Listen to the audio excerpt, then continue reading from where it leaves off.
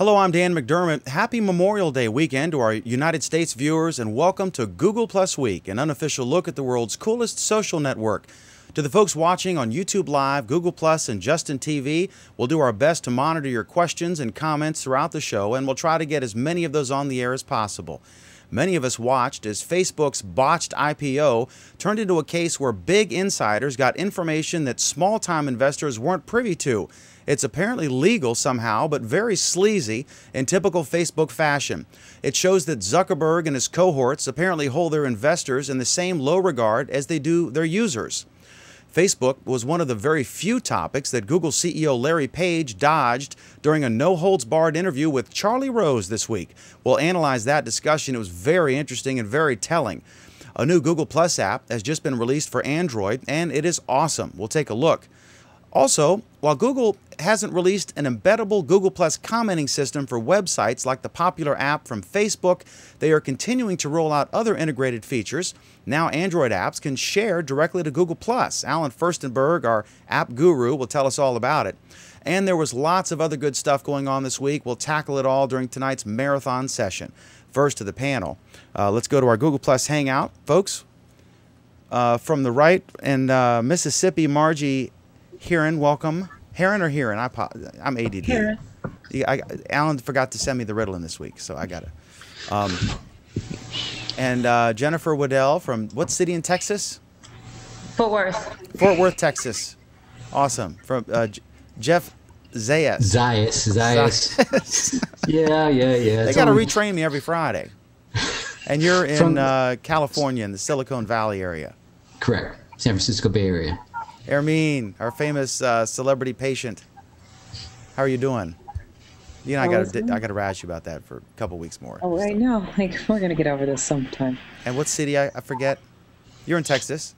San Antonio. What's the deal with all these Texas people tonight? I don't understand. Deep South week. Bruce Turner in Lynchburg, Virginia. Welcome, Bruce. Good to have you with us. Great. Good to be here. And the incomparable. I'm skipping Oleg only because he's not here. Although I usually skip him, and then he always bugs me because I forgot to skip him, or I forgot to mention him. Alan is somewhere in New York. Welcome, Alan. Good to have you with us, as always. Always good to be with you, Dan. And where are you from this week, Dan? I am in Bentonville, Virginia. I live in Bentonville, Front Royal area, and Lynchburg, back and forth, but mainly here now. So anyway, I guess, Alan, the first thing we want to talk about, we'll hit on Facebook in a little bit, but it's Google Plus Week, so we want to talk about the latest cool thing that came out, and that is this new, just on the heels of the Facebook app, they've released a new Android app. I played with it a little bit today. I think it's awesome. It's beautiful. I know there's some criticism. There's a lot of controversy about just how beautiful it is, but we'll be going into that, I'm sure. Well, let's do first takes. Alan, what are your thoughts on the new Android app in the Google Play, formerly the Google Market for Android devices, for Google Plus? I think it's getting a lot of attention for its beauty, so-called. I think the real story here is that it's got much, much better integration of its Hangouts with the existing Hangout infrastructure. Before this app, if you're on a mobile device and you wanted to start a Hangout, you would have to go through the Messenger system, and you would only be able to invite other people who were on a mobile phone. The desktop people were totally slighted on this. Now, the mobile people on Android can start a Hangout, and desktop people can join it. In fact, the way they're advertising it now is a little different even. They're kind of pushing the idea that this isn't, just a Hangout. This is a video phone call. They're even kind of referring to it as a call.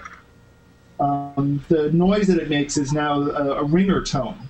So they're changing things slightly, and I think pushing this in a slightly different direction, which is very, very interesting to see. So they've always said that it was a Hangout. I mean, we do it for a show. People do Hangouts for all sorts of things. I use it for work with my staff, especially with the screen shareability. And we have some folks. We have two. I just hired this last week in another country, in another continent actually, because we wanted some folks who could do graphic design while we were sleeping, so that sales ladies could put an ad up at the end of the day, and it was waiting for them at 9 a.m., right? So a Hangout's fantastic for that because you don't have to have a meeting in person. But there are a lot of people who just do it socially. I mean, sometimes we'll do it. Sometimes we'll have a private Hangout, and they're great too. They're different because we're not on guard. We're just casually having fun, right? So that's kind of neat. Well, I mean, I think what's interesting about it really is just they're kind of slowly and subtly changing how they've been pitching Hangouts over time. And they keep making it broader. They keep making more opportunities. I think this is one example where they're now saying, hey, you can use a Hangout just to make phone calls. You don't need to do anything complicated. They're kind of edging into territory that Skype had been in, and Skype on a cell phone had been in. And this is an interesting move for them. And I think this repositioning is going to be good for them, especially if they can pull it off.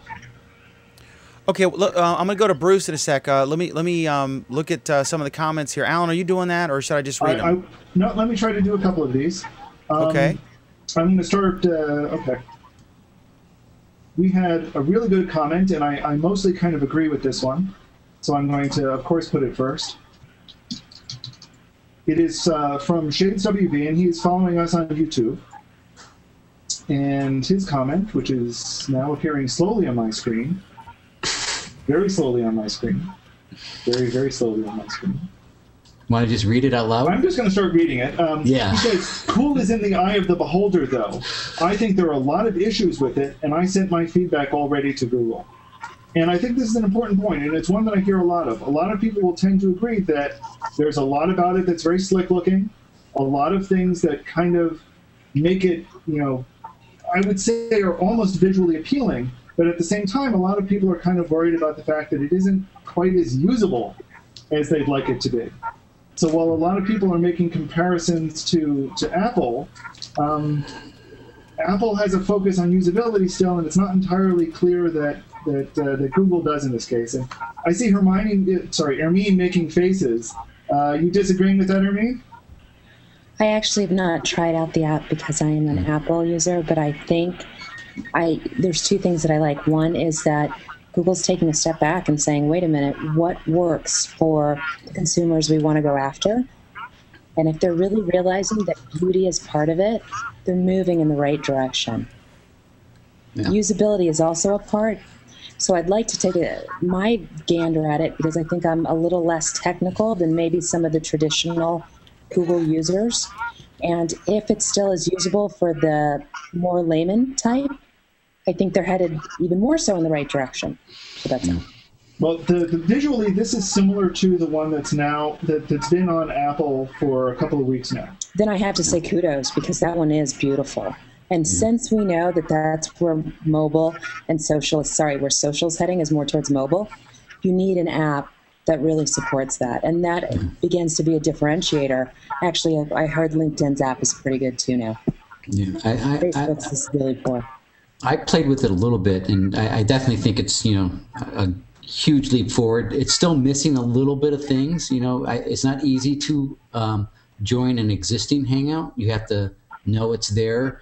I mean, you can start a Hangout extremely easy, but to join an existing Hangout without any kind of notifications, that's a little bit harder. It should be that they should do it the same way as they handle the desktop on the mobile. So you click Hangouts and you can see those people that are in your circle already hanging out, so you can join them. Well, that's currently not there yet. I'll make the pithy comment and say, but they won't do that because there's nothing as visual in the stream about it. You'd want that to happen, though. I mean, I want to know that when you guys are in a Hangout, and when I want to join a Hangout, I'm on the road, I want to show you something, it'd be kind of cool to say, hey, they're already there, just join this Hangout. Right. No, I agree. I'm just pointing out that, the shift to the stream to make it a lot more visually oriented kind of. Well, that's, when Alan's systems crashes, it crashes right in the middle of his voice. And it opens the door for Bruce. So I've been using the iOS version of this thing for a couple of weeks.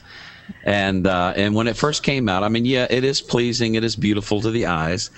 But as far as usability, as Hermine was bringing out, I have to do a lot more scrolling to go through my feed to see whether there's anything interesting that I want to tap on and explore further. The other interesting thing, and I don't know if you can see this, but on the iOS, which got it first, we don't have the Hangout tab. Isn't that awesome? So we can't start Hangouts like the Android people. So they gave us a deficient version. And awesome. Buy Android. You can start Hangouts in Messenger. The other issue with the iOS version of this, and I'm not sure if this is the same with Android, what I understand is that if somebody sends you a link to a Hangout and you click on it in an Android device, it asks you if you want to open that link with Google+, and then you can go into the Hangout. You try to do that in iOS, and it says your browser doesn't support this, and you don't get the option to open up the Google+ app from the link. So, and then some people have actually wondered, because it's now more graphically oriented with all of these pictures, is it in fact perhaps using more data in your plan in order to bring down all those pictures and show them so beautifully displayed there? I don't know. Now I have an issue with the pictures. I have an Android, and it downloaded the new Google app overnight, and when I first looked at it, it was very visually pleasing. I thought it was really nice. It kind of makes it look like a brochure almost. But then when you go, the gray lettering over the post, and especially the pictures, is very annoying. It's very hard to even, I can't get, and I don't know if it's because this is my first day to use it, if my eyes are going to adjust to it yet, but the more I tried to look at my stream or just to see, people that I've circled that I have interest in, it seems like it's harder to really read my stream now. And I think that is a problem. I like it. I like the color scheme, but I'm not too pleased. Now, the little sidebar that comes out that has like the menu options, that is completely awesome. I've really enjoyed that. But as far as, the way it looks and the layout and the words being on top of the pictures, if there's a light colored picture, you can't even hardly read any of the wording. Right. I've got two of them up right now. It's probably difficult to see, but the little +1 to +1 a post now, depending on the background of the picture, like on the post at the top of my iPhone, I can barely make out the +1, so I can +1 it. But on the one underneath it, you can't make out where the +1 button is. I know generically where it's supposed to be, but but you just can't see it because of the picture background. Right, and this echoes one of the comments that we got. What is problematic is the stream is hard to follow with the white text on the images. Large images make the stream flow slowly. And that's actually something that I've seen as well, is if I'm on a very slow data network at the time, while waiting for all of the pictures to come in, the display looks horrible, and the text is unreadable. Now, when the pictures finally show up, it's a lot prettier, but that takes time. I don't know. I don't think they're taking that long. It's not taking me that long to. If you're on a really fast network. Yeah, you might be Wi-Fi right now too. Yeah, right? I'm on Wi-Fi and it's fast, but I'm like, if I try to mobile network, it probably. I'm on 3G. It says. Oh, you're in 3G. If I was in 3G earlier and it wasn't working. The only time it'll load fast for me, and this could be you guys are on an iPhone though. Yeah, my Android trying to load it, if it's on 3G, it takes forever. It has to be on 4G or more. Let me say a really good comment in the private chat here from Aramine. She made the point that how many people actually use the mobile app to view the stream. I only use it if I get something from Messenger, which is mainly nonsensical stuff, and I use it to respond when I get the email. In my mobile Gmail app, I'll get an email that says Aramine commented on a post, and then if I want, because I can't comment from that Gmail on my mobile device yet, I can only do it on the desktop, so I'll go and open the very slow compared to the desktop version of the mobile version to respond to the comment, that kind of thing. And but yeah, Aramine's right. It's not really something I would use for general stream viewing. It's the same thing when you use your Facebook mobile too. You're not viewing your stream on your Facebook mobile. See, well, I think it depends on who you are, because I work all day long. The people, at State Farm, I don't know, our computer system, we can't have our own laptops up, and then our computer system too, it blocks Google+. So the only way I have all day long until 6 o'clock until the evening to even view G+ is on my phone. I completely agree with you, but most people aren't using that aspect of it. No, Well, I mean, I think the information is slowly going towards more and more people using mobile and only mobile. This is let me say something really. They're using on mobile. It's not reading their stream. It's posting their updates. No, largely they won't reading their stream. I think Alan's right. I think a lot of people do. Go ahead. Defer's trying to say something there. Okay, let Defer in. No, a lot of people don't use the desktop version. They use only the mobile version to view their feeds. Yeah. That's a very valid use. Wait a minute. The main problem I see with this version is that it doesn't put the focus on the right things. So if you write a post, usually the people who follow you will not understand what you mean when they view their stream. For example, if you write a post with 2,000 words and you attach an image just to illustrate, that picture will take up the whole thing with just the first line. So if you didn't remember to put a title at first, your readers won't even bother to click through because they don't understand that there's something interesting there for them. Exactly. I think what's even worse than that. I think what's even worse than that is when you do something like share an article, the image that gets picked for the article isn't necessarily the best one. So you'll get something like a generic logo showing up in a logo huge filling up the screen. Yeah, sometimes it's all stretched out. That, fortunately, is something that I think will readily and rapidly be fixed. I mean, I consider that a bug, and I'm hoping Google will actually fix that bug. Let me do a couple comments. One was from a little chap, Google Talk pop-up. Aaron Spencer is in Idaho. I think he's like 15 or 16, and he said something to me. He said that in the mobile app that he can't join a mobile hangout if he's under 18. That's interesting because you can do it on the desktop, but you can't do it. I guess they were thinking like kids in class doing God knows what. I'm trying to go through their head, you know. That clearly wouldn't be a technical issue. AC Cruz loves it. And that rule should be spread out on desktops too. Just my personal opinion. Well, it's optional. I mean, I know when you start on air, you can, or I guess for any hangout now, you can restrict it, right? You can restrict it 18 or above. Yep. Yeah. So obviously there's some that you'd want to do well, that. That's good. Carlos Valderas says he personally liked the new Android app more than the previous version. Love the UI and welcome the new features, including the ease of starting Hangouts. Even with any flaws with the app, it's still much better than Facebook's Android app, which has an issue loading the news feed, even when I'm on a 4G LTE network. I would add it also has a problem generating any revenue for Facebook, which is one of our third topic. We'll be talking about that one later. We had this one in who was from Menorton talking about why you need to click on an article in order to see more. This is an interesting point that they're doing it because Google wants us to open the story to help with metrics, not just browse. And that's an interesting point. Is one of the things they want to see is just how people are interacting with the mobile app, how people are interacting on the desktop, and hopefully these are metrics that they're taking and will be using to better understand how to tailor in the future. And I think that's a good sign. When I look at my Twitter feed in the morning, I follow a lot of people, have a lot of people follow me. I just sit there with my thumb and I scroll through and I'm scanning. I'm looking for something that pops out that's of interest to me. But with this new version of the Google Plus app, I have to do a lot more scrolling to see what I want to really look at, and it's hard to know whether or not I really want to look at it because the text is hard to read and there's only a couple lines at the top. So it kind of all blends into me, which I think is what I'm having a problem with. It does. It's hard to find those things that pop. I think by nature we're all we scan. I mean, we don't want to sit there and read every single thing. Right. But it also matters. Go ahead. Can I say something? I mean, it also matters, the kind of person you are. Like, some people love photo posts. I hate them. Most of the people that follow me, they know I can't stand them.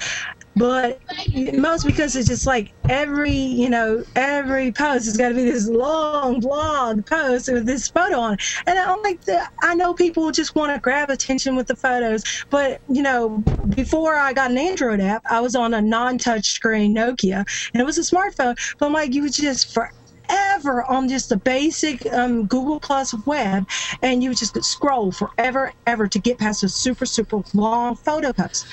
And I think because Google Plus was so focused on photos, they're like, oh, we all love photos. All the Google Plus users want photos. So they made the app around the photos. And I don't like it. I said, I think they should have a banner with the text on at least 2 lines and then have the photo post. What's the most successful website you think that handles how information should be delivered? For me, it's Craigslist, right? It's just text. It's right there. It's fast. It's right in your face. You can get whatever you want, And the app is being designed for glitz. They want eyes on the, on the app, and it's a totally different look, right? But Jeff, you got to understand the user base. It's great that we all want these different things. You're trying to attract a population of tweeters and Facebook users. Yeah, exactly. And most of them, hold on, aren't going to write the novels that we see here. What Google's saying is less is more. Master it. Exactly. They're trying to do what I do. Listen, let me say one point. What Ermine's saying, and I gave a speech to Rotary Club about a week ago in Front Royal, and they were asking about some of the stuff we put on the cover of my newspapers, and what I explained to them was, and this is very relevant to what Ermine's saying. She's so articulate on this, but with my newspapers, if there's a story from, like we got a story from the Smithsonian, they have it used to be called the Conservation Research Center. It's endangered species, and they're trying to get them to reproduce so they can populate the wild again, in a nutshell. But it's a bunch of, there could be things that there's only like 20 left, very endangered species. And so anytime they send us a press release and it's like cheetah cubs or something, I call the guy and I say, I want this prominently on the cover. Because I know in politics, everyone who's interested in council or government meetings and stuff is going to read the paper anyway. I don't need to capture them. I need to capture the non-traditional newspaper reader. So that's why I put the weird stuff on the cover, the animals and stuff like that. So it's the same thing with Google. They've got the geeks and they've got the real, their core, and they're looking at I can see what they're doing. Yeah, but people are going to use it for what they want to use it for. Here's the thing. I can see what they're doing as well, and I think it's an interesting effort, but to me it feels like they're just throwing spaghetti against the wall again. They're looking at it and going, oh, hey, Pinterest has pictures! We need to do pictures! Quick! Drop everything! Do pictures!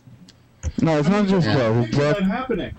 Yeah, but they could do on the first time users on the basic uses of seeing cool photos is good. Focusing on growth is good. But putting a tax on people to try to write meaningful posts, that's bad.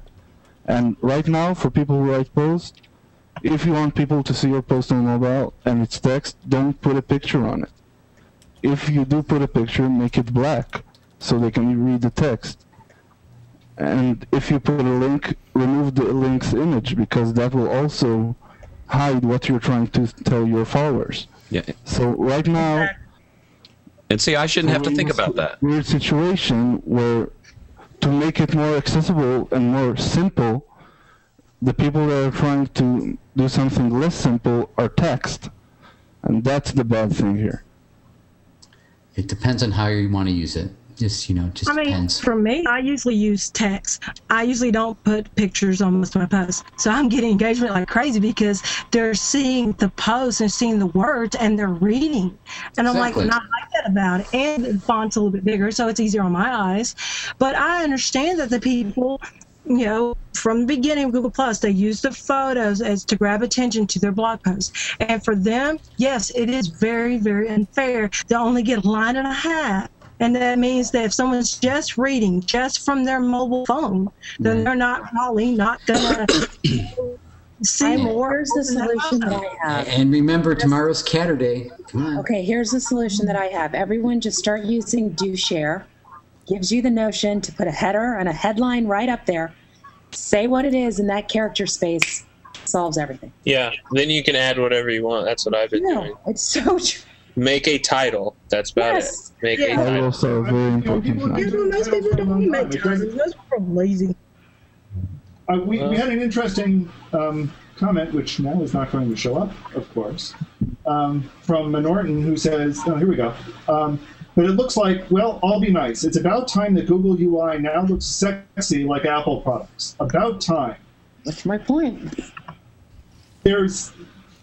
It makes an interesting, the person makes an interesting point. I think there's one significant difference between what Google has done here and what Apple tends to do with their sexy products. Apple also makes them functional. They don't sacrifice functionality and makes them cool at the same time. Here, I think Google has started sacrificing some functionality, and they don't quite get how to blend the two together. And they keep working on it. I just don't think they quite get there. They're moving in the right direction, in my opinion. They are moving in the right I will agree with you. They're moving in the right direction, but I think they said, I really think they said, hey, we've got to have something that looks really cool. Pinterest is a big hit with pictures. Let's throw pictures up there. And they didn't really get how people were using it, how people want to use it, and how they can actually make something that's visually appealing at the same time. And I think that's where the problem with this app really lies. It isn't that it isn't. Let me tell you what it is. Nice looking.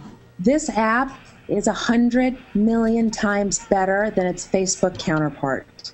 Well, did you see the new Facebook app? Times better. The Facebook app looks really nice.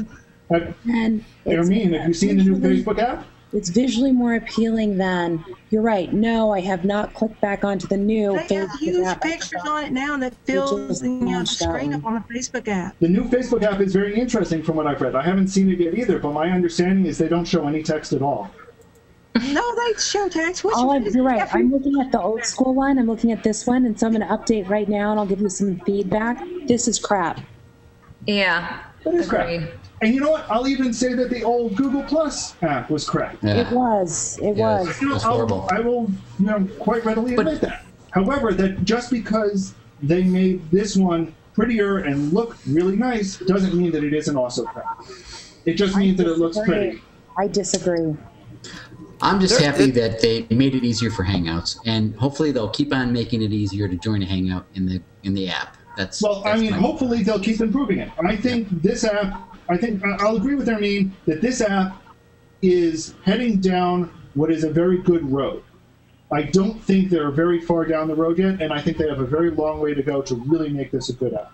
The biggest thing is we still have issues. If you are a non-technical person, and I went through this because I'm trying to get my staff, my sales staff, and my editorial staff on Google Plus so we can do Hangouts, so we don't have to all drive to some central location for a staff meeting. And it's like this nightmare. I love Google Plus. You all know that. I'm a fanboy. But it was just with a non-technical person to try to get them to be able to access the Google Drive where we're sharing stuff and to sign up for Google Plus and the fact that they have different accounts. In the past they had this, but I don't have Gmail, and they think they're logged in, but then I'm inviting the wrong person because they have 2 or 3 different accounts. It's just, it's not done yet, but they're moving along. Any final comments on this? And I want to talk about Larry Page's appearance on Charlie Rose, which is a million different topics we can go in on. Yeah, let me see if I can get this comment in, because I think it'll be a good closing comment if, of course, my app decides to work, which it isn't going to. But Mr. Buddha Charlie shares with us, the new app is amazing. There is no problem. Google is well aware of what they are doing. So that might be a little too far for me. Yeah, most definitely. And I was going to introduce I've been the biggest supporter, so. When I wrote about my opinion about this app, a lot of people told me, oh, people just hate change. They hate change. Yeah. But sometimes there are bad changes. It's not that every time that something changes, you need to go, oh, you hate change. Just watch it change. Agreed. Well, I mean, look what everybody freaked out about when the Google on the desktop, when that changed. I mean, there was just such an uproar about the white space. I think until our eyes adjusted, I mean, it's no big deal now to me. And I think the same thing with the phone. That's why, it's kind of an unfair assessment really for me to just say that, I don't really like how it looks, but it's just because our eyes are trained to see something constantly. I definitely saw people liking the desktop change. I saw more people like that than they like this mobile change. All right, well, in a nutshell, let me ask this question. Does anyone here regret the upgrade? Does anyone think that the old version of Google Plus on Android was better than the new version? Okay, but you have to go back 2 versions, and that was the version that had the notification stream. You mean the incoming stream? The incoming, thank you. Not in I do miss the incoming stream. And that was the only part of it, but that's all. But no, I actually do think this is a good upgrade. I just think there needs to be some fixes. Yeah, I think this is the title, the toolbar at the side is just amazing, and I think that's a great addition. It works for me. Yeah. All right, I think the subject is killed. Honestly. Damn. Yeah. Done. Damn. All right, so What'd you say, Armin? I'm sorry. I said I think the subject is killed. Yeah, I think we're good. I think we're good on this. Okay, so a couple comments here. Donna Davis in Pennsylvania, she's a teacher, is asked a question about Hangouts in general. Can you save a Hangout session in its entirety? Yes, you can. It has to be a Hangout on Air to do it with a built-in system. And if you don't have that yet, you will soon. I think most people have it by now. But just set it as a Hangout on Air, but then it's public. If you want a private Hangout and save it, you have to use a third-party utility, like I don't know. I'm not sure. No, you can make it public on air and then change it to private in the YouTube channel. Well, just in general, if someone is looking to do a private Hangout and record it. No, you can't do that. What's a good third-party utility? I know Wirecast, but that's out of reach of most people. Camtasia. Camtasia? Okay. Yeah. Yeah, basically any of the virtual camera software has a recording capability. XSplit and Wirecast and VidBlaster. So. And then AC Cruz looks better than on my Zoom tablet. I mean, the pictures, text, and the +1 looks crystal clear. George Cozy, here we go. Listen to this. I can't help but think that not too long ago, the main means of communication was pigeon mail and yodeling. And he says every time. What the heck? Every time I hear we want to extract tweeters and Facebook users, I become ever more sure that if they come, we would complain that they did come and messed up the place. Indeed. No, George is absolutely right. Good grief. The pack of whiners that I see around here already who are complaining about, No. This is a completely different subject. But today I saw 2 people throwing around the insult, what is this place, Facebook?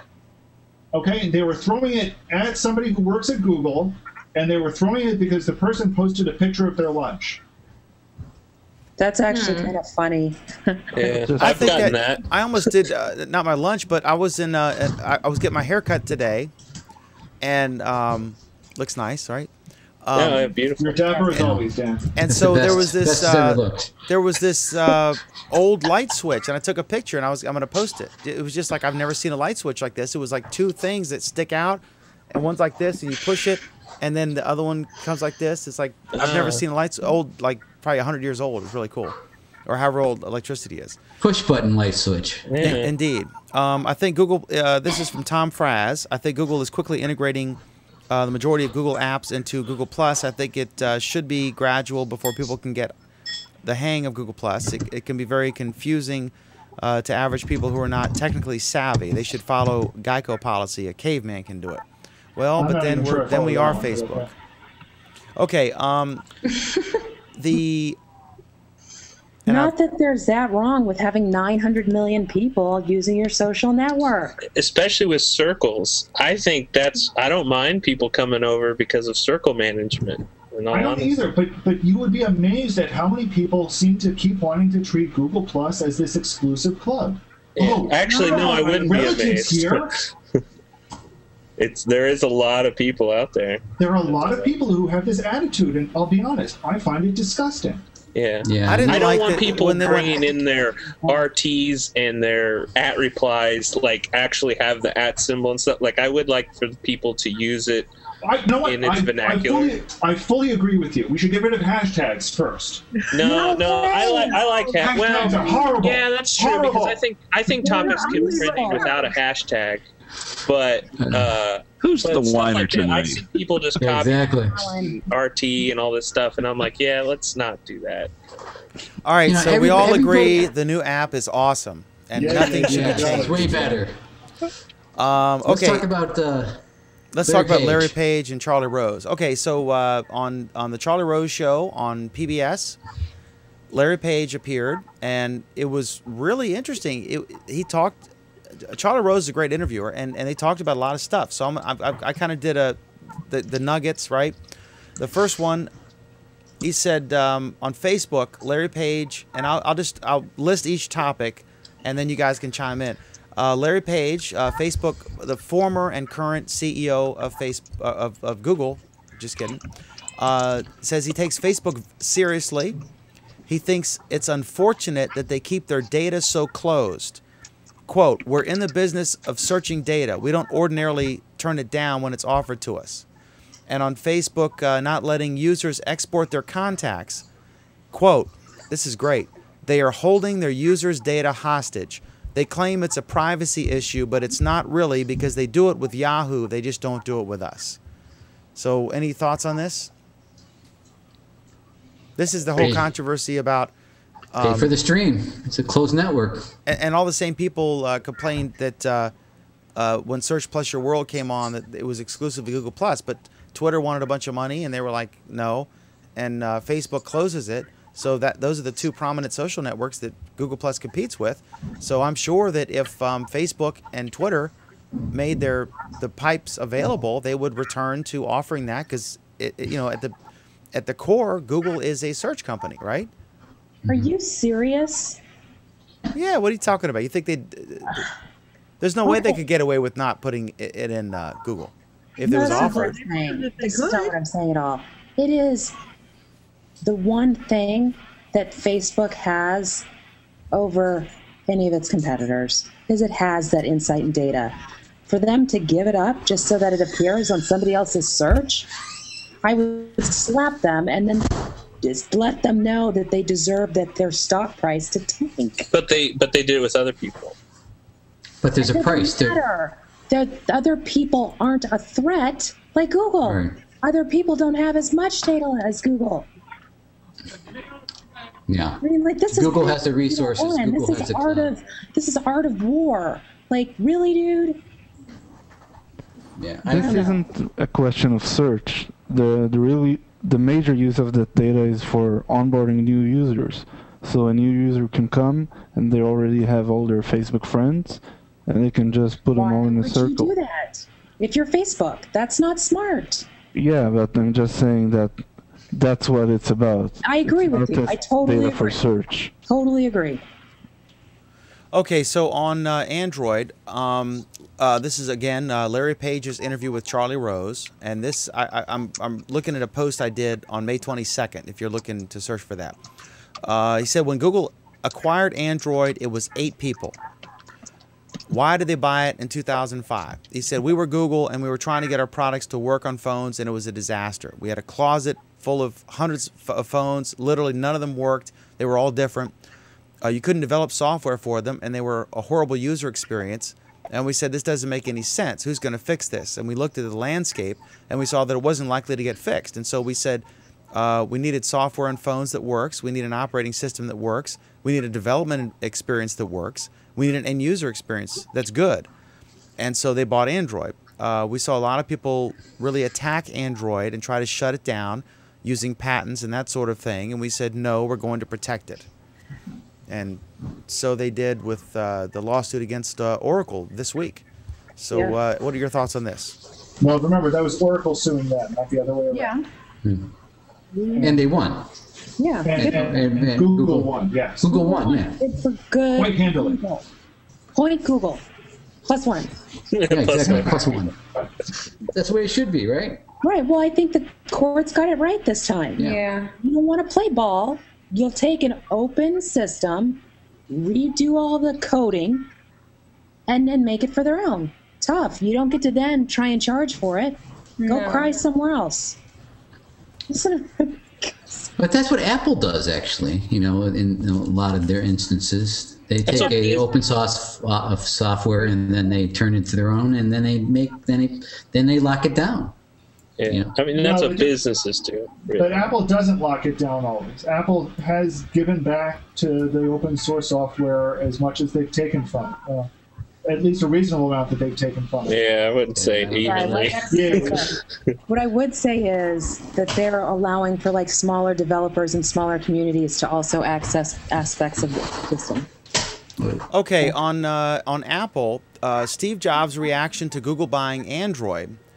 Larry Page told Charlie Rose, they've taken a very closed view of the world. We bought this thing in 2005, and it's been running for a long time, and we put a lot of effort into it.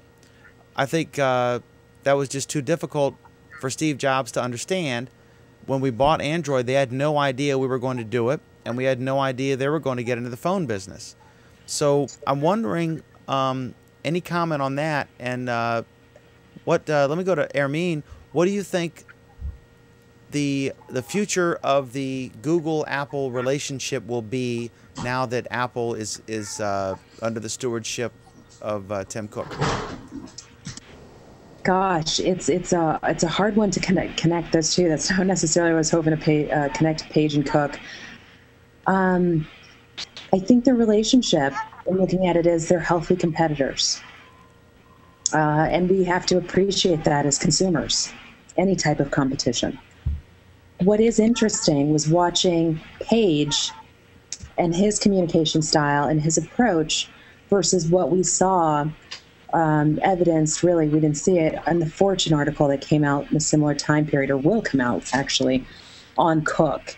And I can start to see and appreciate and understand why the stock of Apple is so high. Not that I'm saying that Page does not warrant a high stock for Google, but they have different styles, and they have a different way at leading or herding the cats. And what we saw, it didn't give me any, I wouldn't say any pause in a negative way, but it just made me stop and think, as opposed to what Cook may be doing. Cook is basically saying, we may not be the most innovative company out there anymore, but we're going to be the best executioners. That's that's what his strength was. Remember, he was the logistics guy. He's the one that outsourced everything to Foxconn and China. Right. And he wasn't the design guy. He was the guy who got it done and figured out how to do it cheaper and get it to market. Here's the challenge that I have, and this is what it is in essence with what I saw with Page. He kept saying, we can't be everything to everyone, but everything that I see evidenced in the marketplace is Google is trying to do a boatload of stuff versus laser focusing on a few good. So that was the inconsistency and the rub for me. And it played out well in this instance and other products as you listed on. Any other thoughts on Larry Page versus Steve Jobs versus Cook?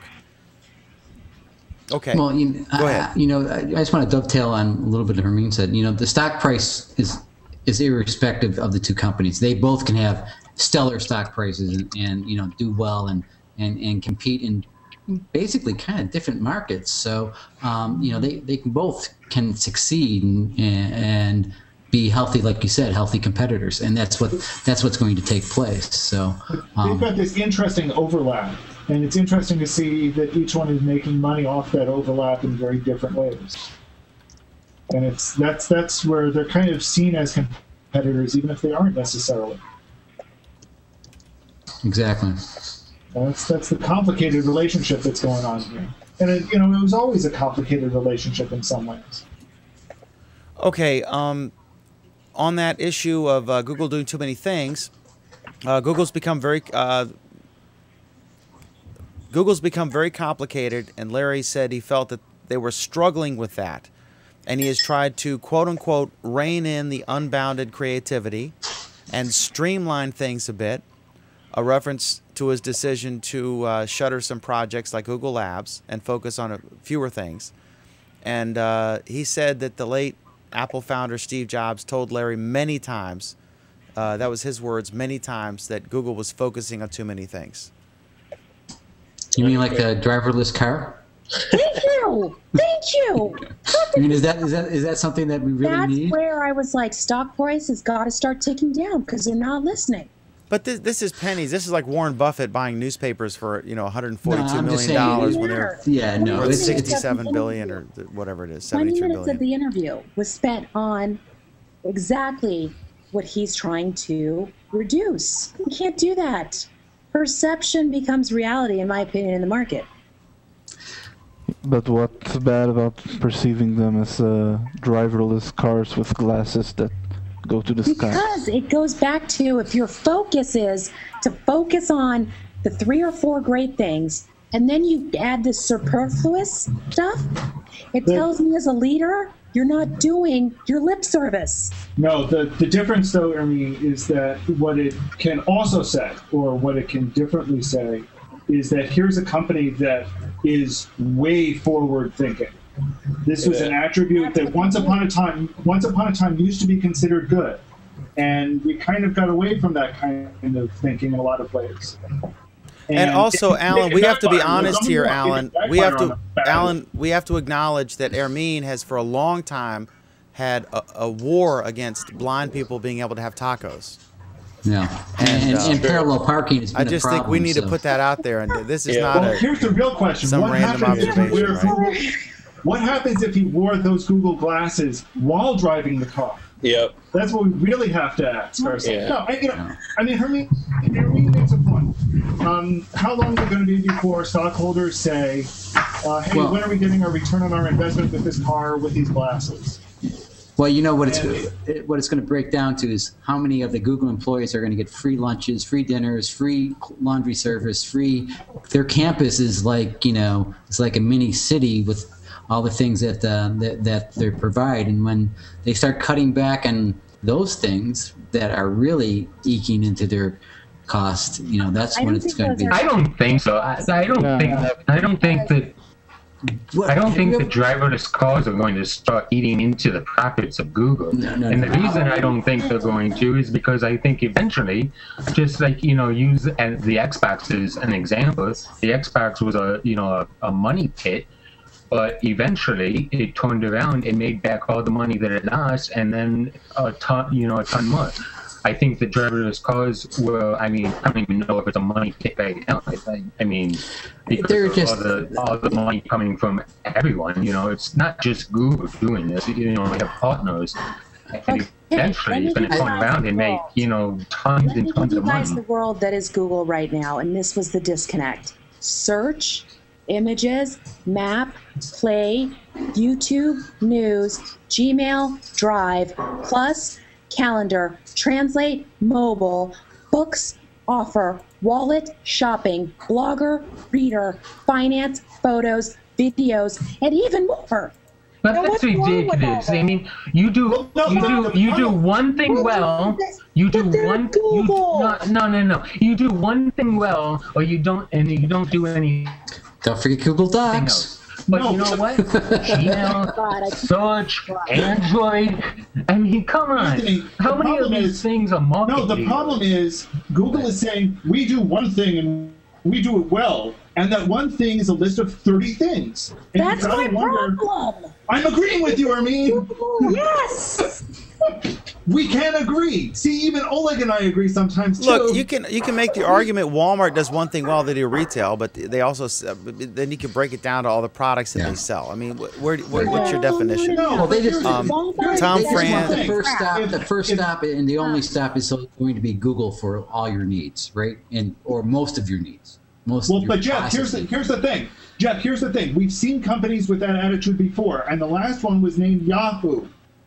Thank you. What's happening with Yahoo was mismanaged. Thank you. That's like, Alan, that's an absurd analogy. Alan, that's like saying we've seen social networks before Google is MySpace. Come on, that's nonsense. It's not an absurd analogy, and we can make that we can say that Google is MySpace too. What, however, we need to say is, okay, where are the differences, and how do we know that Google isn't going to screw it up like Yahoo or MySpace did? All right, so we all agree. Well, all right, Tom Fraz says, I think Google is quickly integrating the majority of Google apps into Google+. I think it should be gradual before people can get the hang of Google+. It can be very confusing to average people who are not technically savvy. I agree, and they should... Thank you. Oh, I read that one. Here's a good one from Abracadabra. Hang on one sec, Alan. He said, how is Google... He said... I got two quickies and then go to yours, Alan. How Google is going to integrate Google Project Glass into Google Plus? That is $1 million question. That is a good question. That'll be very interesting to see. And George Cozy says that driverless car will make a truckload of money for Google. I agree with that. And Taco Bell. And Taco Bell. I agree with the driverless car in terms of one of their 4 or 5 pillars. They got to drop some other stuff, though. No, it's a money sucking hole. I mean, it's a project that in maybe 40 years will be generally accepted, but in the meantime, it's they've made a commitment to things like the accessibility they have in Google, things like for blind people, and those aren't money centers at all. Those aren't profit centers. Those are things you do that make you feel good and help people who Virgin Galactic. Let me read this quote because it ties in. Let me read this quote because it ties in. Did you just say question? Will Google enjoy the same popularity the day when the founders are dead and the company is run by people with profit as their only goal? And I think that really speaks to a heart of this right now, is that right now these big projects are Sergey's projects, or they're Larry's projects, or they're top people's personal pet projects. Well, it's their company. And it's not their company, Jeff. They own the majority interest. That doesn't make it their company. It makes it a public company. Tell that to Zuckerberg, right? He has majority interest. He's going to move it the way he wants to. Exactly. And they have the best. Guess what, Dylan? They have the right to do it. No, he doesn't have the right to do it. Yes, he does. He doesn't. The day they went public is the day that they lost a lot of their rights to do whatever it is they wanted. No. They have a fiduciary responsibility to make money, and they have made money for their investors. Their stock initial IPO was $80. Right, and they're constantly beating Wall Street's expectations. So exactly. He who has the gold makes the rules. Their personal company. That's the point here. That's the point. You can. No, they have stock, but they have stockholders. They definitely have board of directors, but they hold the controlling interest of the company. Why would you make it their company legally? Why would you question the management of a company that is constantly beating Wall Street's expectations? Exactly. Okay, because there's two things. There's long-term. Let me finish. Gosh, you ask a question, you got to let people answer. There's short-term expectations and there's long-term. People today are living too much in a myopic mindset with the value of their company and valuation. We keep seeing this with organizations. So what they're trying to do, and I think there's instances where they're doing an excellent job, is balance what the short-term quick sale guy will do with what the long-term investor wants. And that's why we question. Okay, so also going back to the Larry Page interview on the Charlie Rose show on PBS, as far as YouTube, he said the average YouTube user watches for 2 minutes a day, but watches TV for 4 hours a day. And Larry Page said he would like to build the average user to about an hour a day. Google spent $100 million to invest in content for YouTube, quote unquote, from people who are more professional. And a very large numbers of the ads are skippable on YouTube. And Larry Page said it creates an incentive for advertisers to make very good ads. I've seen this. I saw there was some hot girl in a car. It was a car commercial. And she said, do not click that skip button. And she was pointing down, and then she went on like, do not, and I watched the whole ad. And basically it was just her looking hot. And Sex sells. Wow. Okay, keep going. Now, yeah, story 11. You don't remember what it was a car commercial for. You just remember it was a car commercial. I mean, it was a great engine, paint job, good miles per gallon. So any thoughts on YouTube and the channels or anything like that Larry was talking about? Well, I think they're that's what On Air is all about, right? To create more content for YouTube as well. They may have individual channels. Wait till things are just gonna get more and more content. I want people to help me understand this. Dan, You're an individual developer right now. They just gave $100 million out to 100 channels. Let's assume, and I'm not saying this, that it was $1 million a channel, up to 200 million. I don't want to fight it. Let's say each one of those channels has 10 shows. I don't know what they'll develop on there. So each show gets $100,000 to do it, right? What happens to the Dans of the world who didn't get that $100,000? Who aren't getting the exposure? Who aren't getting the visibility to Google, I'm sorry, for YouTube? What keeps them pining through? So we can talk about the content, because I really haven't seen anything yet come of the $200 million. I'm curious as to what happens to the guys who are the grassroots upstarts. I think you still have to, just like trying to get NBC's attention, if you produce good content, you know, it'll catch on. I mean, it's a democracy, but it's also luck, you know, having a niche. I mean, there's a lot of things. I mean, it's kind of like the days when Loretta Lynn would drive around to different country stations with her husband and sweet talk DJs into playing her country songs, right? We're kind of at that era, I guess. Right, but what happens now, I mean, because what we saw was a group of YouTube people who made it, you know, on some level through the ranks, and they're losing a lot.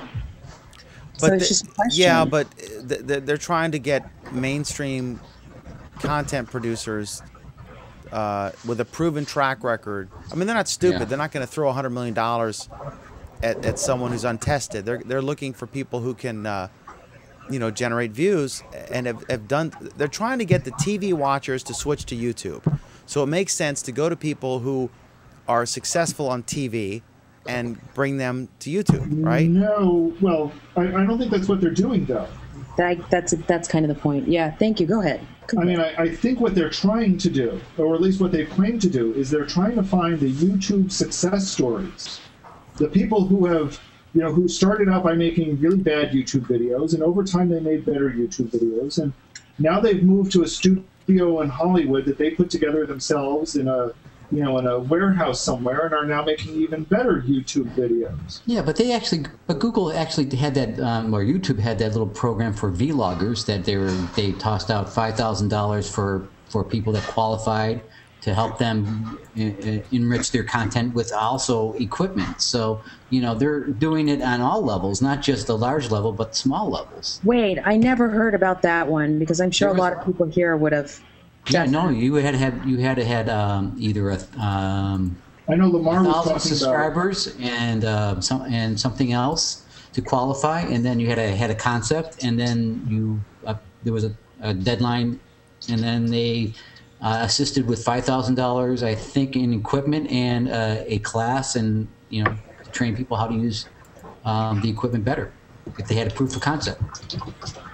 So that's a closed program now, but it was open, I think, up till I think a lot. The deadline was 2 months ago or a month ago. I think a lot of you guys can hear me, right? Yeah. I think a lot of YouTube content generators, you know, they start out on YouTube and they get successful, and then they move on, you know, and that's what's going to happen. They're not going to make the big bucks on YouTube. They just aren't. There's just not enough steady viewers who will sit and watch something on YouTube every week or every day, or, you know, whatever the schedule is for that program. I just don't see them you know, being successful right now. We have to figure out a way to get people off the TV and onto YouTube. I mean, you have Hulu's and you have Netflix. But Hulu and Netflix are basically tapping into the professionals to make their new right, and they have to. And I don't know if we're talking about the general YouTube users that are, you know, have the best content, or if we're talking about the content creators that are going to do shows. We're talking about creating content that people will sit down and watch. I mean, obviously, people sit down and, like you were saying, what about the Dans of the world? Obviously, people sit down and watch his show. I mean, and he's nowhere near the top. So we're talking about millions of people sit down and watch. Well, no, I mean, how many people sit down and watch the 9 o'clock shows on CNN and the 10 o'clock shows on CNN? 39,000. That's not a lot. That's not anywhere near a million. A share to half a share to those type of numbers, and we know CNN is tanking, so that's not fair. But well, of course it's fair. It's a major network. It's the #1 news network, so I don't know how that's not fair. No, CNN's the #1 news network. Are they not? All right, let's not go into this debate. Yeah, they're tanking because there's not a big thing going on. Once the elections start up, they'll be up again. Well, but here's the question. No. Keep going, Dan. George Cozy, quick comments. Dan McDermott, how were the headlights in that ad? They were high beams, George. Tom Fraz, I think Google has to enter into consolidation process. They have to either cut down some apps which are not usable or really integrate apps which can be integrated into other apps. Google is too big to fail. Is it right? And then Maudo Jawo, WTF is that cat doing on Hangouts? Hilarious. That's our friend. That's Pam, the cat. And Aaron Spencer in Idaho says he watches YouTube every day. Aaron, tell me how many minutes or hours do you spend watching YouTube videos on average per day, and how many hours or minutes per day do you spend watching television? Dan, I want to see that. Let me ask you a question right now. How many people are watching this video right now? 18 on YouTube, and we're still on the front page of YouTube. It's been fluctuating between now it's 19, about 18 and 25. So on the beginning of a long weekend in the U.S., on a Friday night, we've got a whopping 25 people watching us. And Alan, but we're still we're on the front page of YouTube Live. We have been from the beginning of the show. So this puts us. This still, even in an incognito window, we're still. If you open up Chrome in an incognito window, so you're not logged in, so it's not selecting anything for you for your login. Right. We're still on the front page, so we're one of the top, 16 most watched live streams on YouTube right now as we speak. That's my point. Beth, you just fed her point right there. Yeah, I'm guessing even MSNBC has more than 20 people. Viewers right now. Current, exactly. I'm not sure, but. Current. Yeah. And of course, don't forget, Ermine's new show on Current starts Wednesday. All right. So. Why don't you go to Facebook? That's hilarious. Stop it. All right. Okay. Oracle's suit against Google. Now, this was just before the second verdict came out, which was in Google's favor. And this is really interesting. He said, Larry Page, again, going back to the interview with Charlie Rose on PBS, I think this was Monday. He said, this is part of the general trend of companies. If they don't know what to do, they just attack Android and hope they'll make some money off of it. Quote, we tried very hard to do a deal with Sun over Java and were ultimately unsuccessful. So we said, okay, we'll do a clean room version of the Java language, which is known to be open and open sourced. So we did our own implementation, not using their code. Since Oracle's bought Sun, they thought, oh, we should be able to make a lot of money off of Android, and so they've come aggressively after us on this. I feel we did nothing wrong, and I feel pretty good about our position. And, of course, he was vindicated when the verdict came in days later in Google's favor. So what are your thoughts on this, anyone? I mean, the biggest thing isn't even Google versus Oracle, but just these patent laws and what it means for the future. What this Google versus what the Oracle versus Google lawsuit means for the future of similar patent suits. I mean, even if Google is found guilty, the maximum amount of money that they would have been charged was going to be highly trivial. So this case today doesn't matter, but down the road, I think that it matters a lot. Alan, before you were booted, because you have Apple products, we're talking about Oracle's suit against Google, and any thoughts on that? On their stunning victory of Google? I am so glad that Oracle got nailed.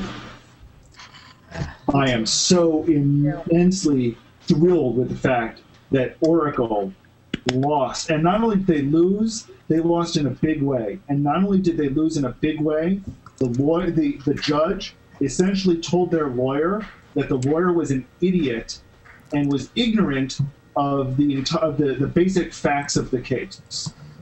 My favorite quote from the whole thing. My favorite quote from the whole thing is the Oracle lawyer was trying to present how something was unique and special, and how Android copied this from Oracle, and the judge essentially said, "Now I'm a programmer, and I know this, and I've written these same lines of code in another programming language. It's 9 lines of code. It doesn't do anything special. Android would not have saved any significant amount of time by copying it from you, and more to the point, they probably didn't copy it from you." And the lawyer is standing there going, "Well, I haven't really done a lot of Java, and this is only my second case involving this." No and the judge essentially told him, "You're stupid. You have no idea what you're talking about." Oh my gosh. It's a beautiful, beautiful quote. But why would Oracle even send a newbie like that into a fight? Because nobody else would take it? Well, no, they probably sent one of their top lawyers, and it probably was an experienced lawyer.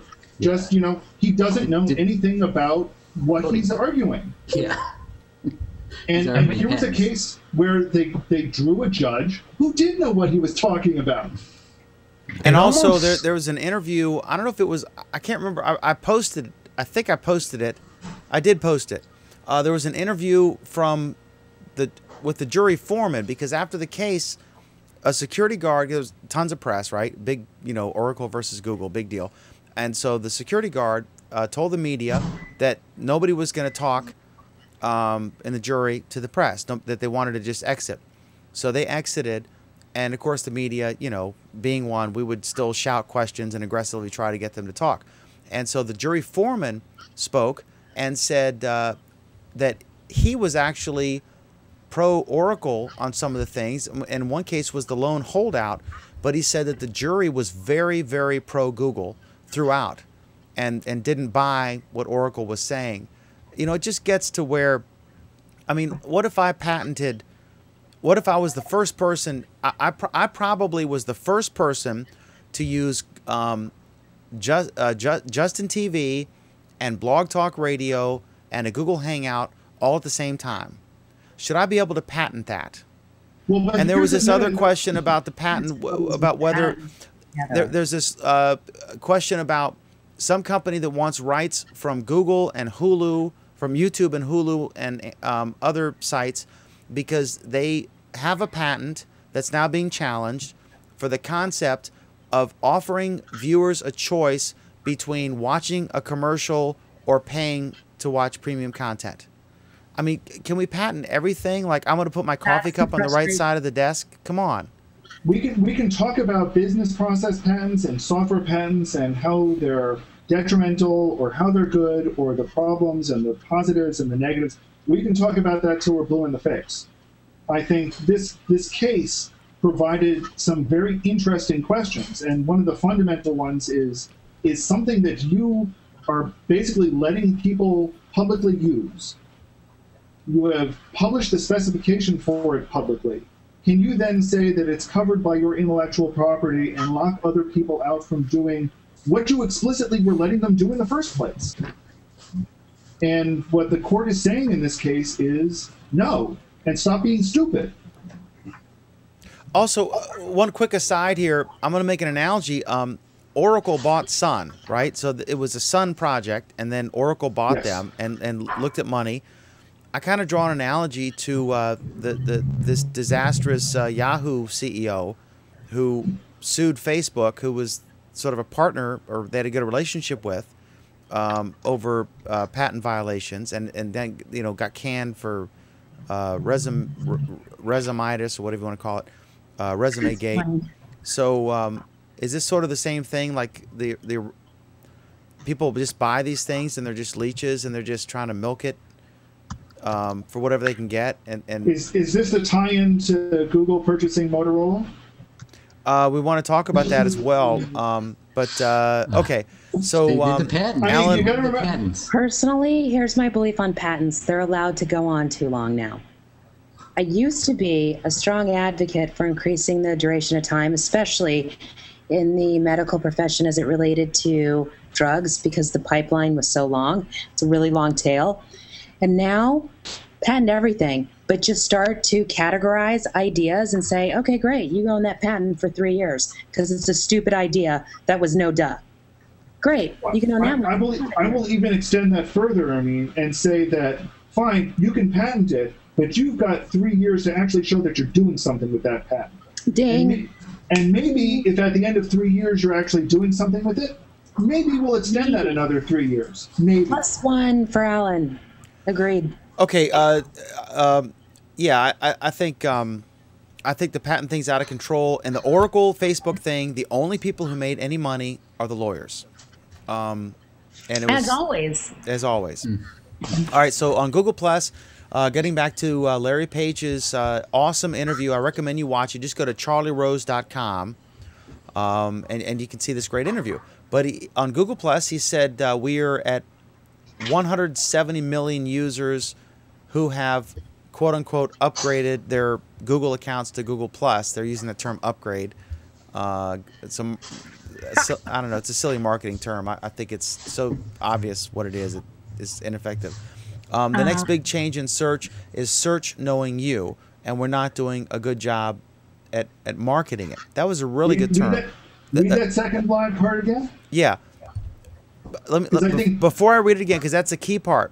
That's a key part. That's a very key part.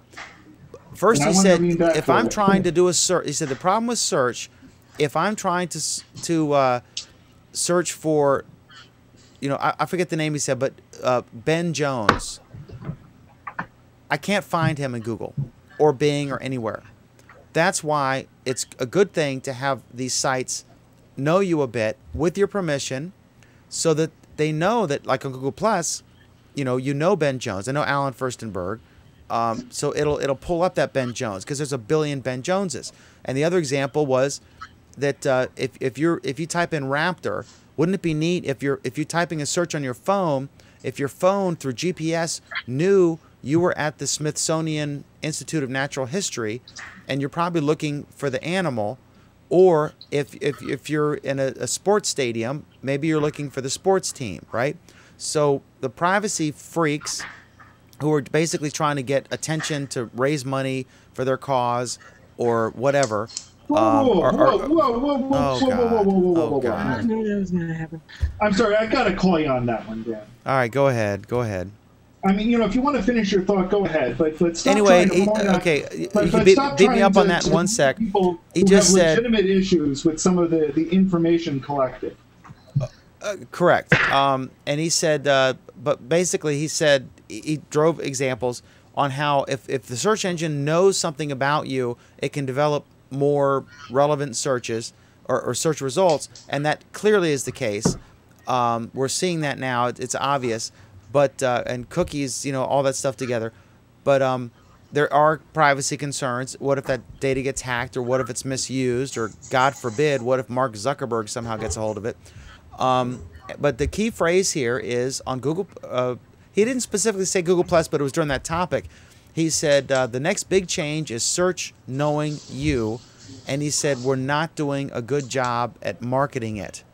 And I think that was a consolation that they got hammered with negative publicity on Search Plus Your World, and they lost the debate. They lost the talking points, the frame of the conversation, and it became, instead of we're trying to help you find the Ben Jones you're looking for, instead it became Google Plus is being forced down your throats by Google, and they're abusing their dominant position.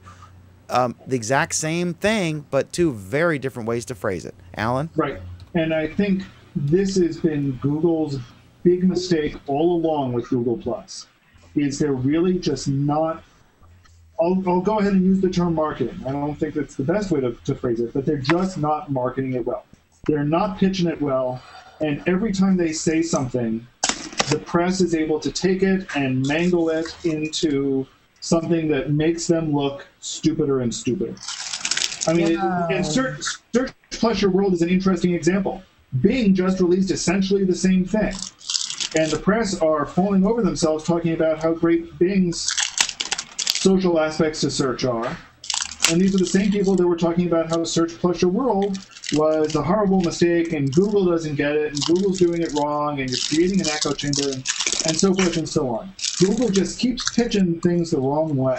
Wait, ideas, but they're not pulling it off. Go ahead. Can I give a different perspective on it? I don't know that they're pitching it the wrong way because I don't know that there's a right way to pitch it. When we're talking social, and then I want you guys to consider this notion. When we're talking social and this new media, it may not be something that's wise to pitch at a mass level. It may need to be something that is at least perceived to be grassroots. So the entire reason it may be that Google is seen right now as stumbling over a few blocks is because they're actually coming out with commercials. It's because they're actually out there browbeating their chest. It's because some of their senior executives are actually involved sometimes in this network. It's because it may be perceived outside looking in as a little bit of manipulation. My wonder, and I'm just asking this, is if the reason Google's getting beat up is because it once used to stand for not doing anything evil, and now it is no longer the underdog in how it's playing the game. I think that no longer the underdog is an interesting portion of that, and I can sort of see that. I don't know. I guess I look at it though, and I look at what Bing has done when they rolled out their social search, and the reaction to Bing doing it was very different than the reaction to Google doing essentially the same thing. The Bing didn't create a single commercial and say, wow, look at us, we're Bing. We're going to Bing had commercials everywhere, all over the web and all over television. The only reason that people are so gung-ho, being mean to Google, because they want Google Plus to fail. They want Google to fail. They're in the corner of Facebook. And when you have... Margie, I'm wondering, okay, but think about being popular back in high school. I was never popular back in high school. That's my whole point with this network. And that's why we're on Google Plus. It doesn't matter. What does it matter? If you have a good product and you're doing something great with it, that's social. What matters. They will learn social when we teach them social. If we're sitting there always yelling, screaming, sad, listening to the whoa. Okay. Sorry, it matters what popular people say. Whatever.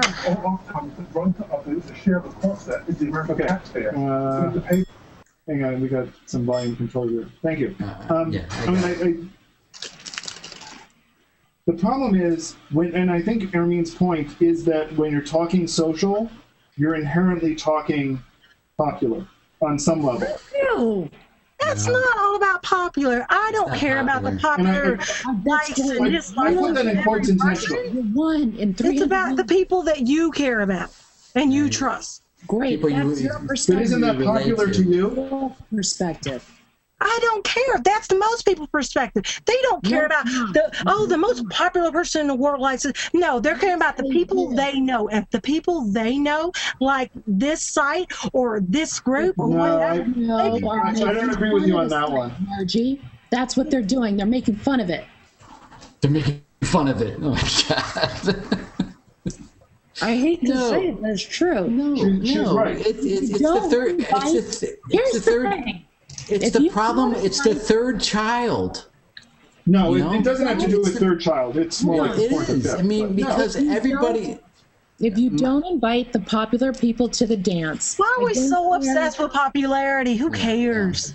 We're obsessed with popularity because if Google Plus fails, if Google Plus doesn't get the 9 million users, then the Google Plus is going to fail if all we talk about is Google Plus all the time instead of use the platform. But we're preaching to the choir, though. It's going to fail because y'all spend too much time navel gazing and worry and. This is a show about navel gazing. I know. That's why I've sit there and why I came in here, because I'm even from the beginning, from me watching this before I ever came in. That is the problem. There's more to Google Plus than just navel gazing about Google Plus. Let's talk about the people on Google Plus that are doing amazing things. That's what's important.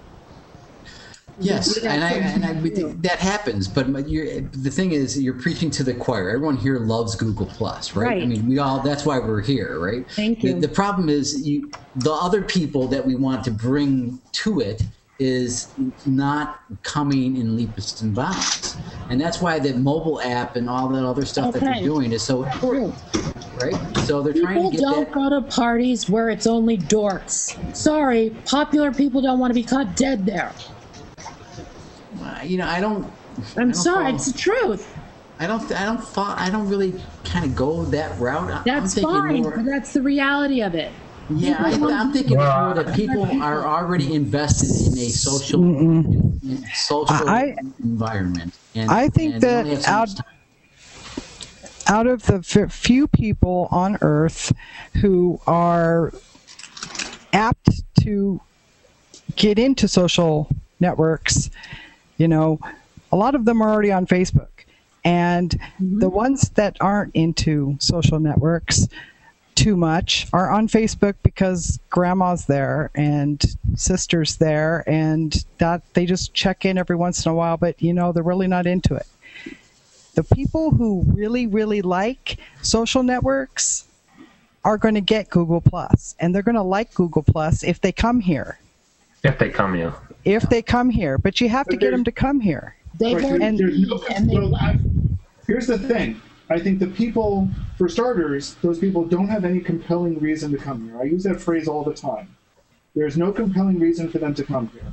I disagree with that. That's going to be the Hangouts is the compelling reason. No, Jeff, don't get me wrong. You know how many social networks we already have? Like 15. No, there's hundreds. There's thousands of social networks. So why add Google Plus to your repertoire? You don't have that many hours in the day. Right? No. There's only so much time. For me, the hook is the Hangout. Here's the thing, Jeff. There's thousands of. I'm saying for me, the hook is the Hangout. That's it. Okay. Right, and I'm saying, well, Hangouts. Don't get me wrong. I think Hangouts are an awesome feature. I don't think it's a compelling reason to get most people over from some other social network, and there are a variety of other social networks, over on to spend the predominant amount of their time on this one. I've had the same problem getting my staff on. I mean, I'm basically forcing them to get on so we can do Hangouts, so we can not have staff meetings, and it's like pulling teeth. They don't get it. They're in the wrong login. I mean, I'll invite the wrong person because they have an old login and it's their name, and it's just a hassle. So we're not there yet. But okay, there's an Armin quote. The only reason to go to another social network or to add them to your repertoire is because there's one of your valued networks in that social network, and you are missing out by not being there. Everything else, BS. Well, I mean, I would have to disagree because it obviously has to start somewhere, right? I mean, it starts somewhere. The starting is that one of your networks is there. The reason that Facebook did well, the network that was there was your college or university. The reason that LinkedIn did well, the network that was there is your jobs and future jobs. The reason that Pinterest is taking off, the network that's in there is something that's inspirational, that is a category you love. So tell me, what is it about here that ties back to a network that most people are interested in? I like talking to geeks who can put a sentence together. Okay, that's why I'm here. And Pam, that's fine, but how do we get everyone else to do that? It's not going to be for the same reason. That's my network, Armin. I mean, you asked. That's why I'm here. I don't want to talk to my mom. I want to talk to you. And that's and Pam, that's guys, we've got some awful audio. So, Gary, do you have a vacuum cleaner going on, or is your laptop fan on or something? All right, magically fixed. Where'd Margie go? Okay, she'll be back, I hope. No, in the middle of the screaming match, she left. She left. Oh, okay. All right, so the last part here, I don't know, it's just interesting. Larry Page's interview with Charlie Rose, he said, we have a meeting every week to talk about acquisitions, and there's usually something going on. We probably make an offer every week. So that's interesting that they're buying or talking about buying a different company every week. So, well, that's hardly surprising. I mean, look at all of, right now, the only thing that Google's big products that they developed from the beginning in-house was search. YouTube they bought. Picasa they bought. Android they bought. Docs they bought. Maps they bought. Is there anything from that list that they didn't buy? Oh, yeah. Mail was theirs. You're correct. And I just think that's two of their most genius products are search and mail. That's my 2 points. Okay, so I guess we want to hit next on. We're going to hit the Facebook IPO in just a moment, but first we want to talk about Facebook or Google Plus or Google's acquisition of Motorola. I have a Motorola Photon. Speaking of acquisitions, and I hope that the first fire is whoever agreed to ship this phone with the camera installed, because it's the absolute worst camera I've ever seen. It's atrocious. But Motorola has a long and they invented the very first cell phone. Brick, baby. And they went all Android with their cell phone products, and so it was sort of a natural fit. Obviously, Google was intrigued based on the Oracle lawsuit. I mean, the conversation we talked about previously about the patents that they were going to buy with I think it was like tens of thousands of patents that Motorola had. Motorola is a big deal. So they bought Motorola Mobility, which is I don't think, Alan, this is not all of Motorola, correct? This is... No, there's two divisions. There's two divisions now. There's like the headphones like you see on, well, is that part of Mobility, or is that the other one that like the NFL uses the headphone? I don't actually know about the headphones. I do know that things like the set-top boxes and the cable boxes and those sorts of things are also part of Mobility. I'm guessing that like the police radios and that whole pager business is not part of this division. I'm thinking that that's Motorola proper versus the Mobility. I'm not sure why they split it off, but that's a Wikipedia question we can answer later. But what are your thoughts on this, Alan? And we need to get to comments soon. Well, let me just read a comment that we actually had earlier from Abracadabra, which was showing up on my screen again. Could you speak a little about the Motorola deal that finalized not long ago? I'd like to hear what you think about it. The more conspiracy theories, the better. And it's interesting, the questions go, did they just get it for the patents? No, probably not just for the patents, but I think that was probably the biggest value that they wanted to get out of it. Obviously that's that was the impetus. I mean, they don't need, because they got burned the first time they tried to make a cell phone, because they realized it's sort of like PepsiCo and KFC in the restaurants. When Pepsi bought KFC and Taco Bell, all the other restaurants. No, it's a good analogy, Alan. Yeah, I just want to get through it already. Come on. Yeah, when PepsiCo bought those three restaurant chains, it was KFC, Taco Bell, and Pizza Hut. They bought them so they could, stock their product in there and all that. But then they got hit because other chains wouldn't stop stocking Pepsi, because by doing so they were helping their restaurant competition. So they ended up spinning it off. So they got burned with the first cell phone. They realized that some of the phone companies were very upset that they were getting into the cell phone business by making their own cell phone, the Nexus. And was it the Nexus, right? And so that was like a fiasco, and they stopped it. So I think it's sort of it doesn't make sense that they would buy Motorola. The only reason I can think of is they wanted the patents. No, it's not just because I think the patents were a big portion of it. but not the entire thing. I think they wanted to be. Man. Oh, Alan died. Alan Correct died. me if I'm wrong, Dan. Motorola, a long time ago, originally invented the original flip phone, which is a very hot phone. That really changed the whole scene of phones. The Razor was the big. And then the Razor.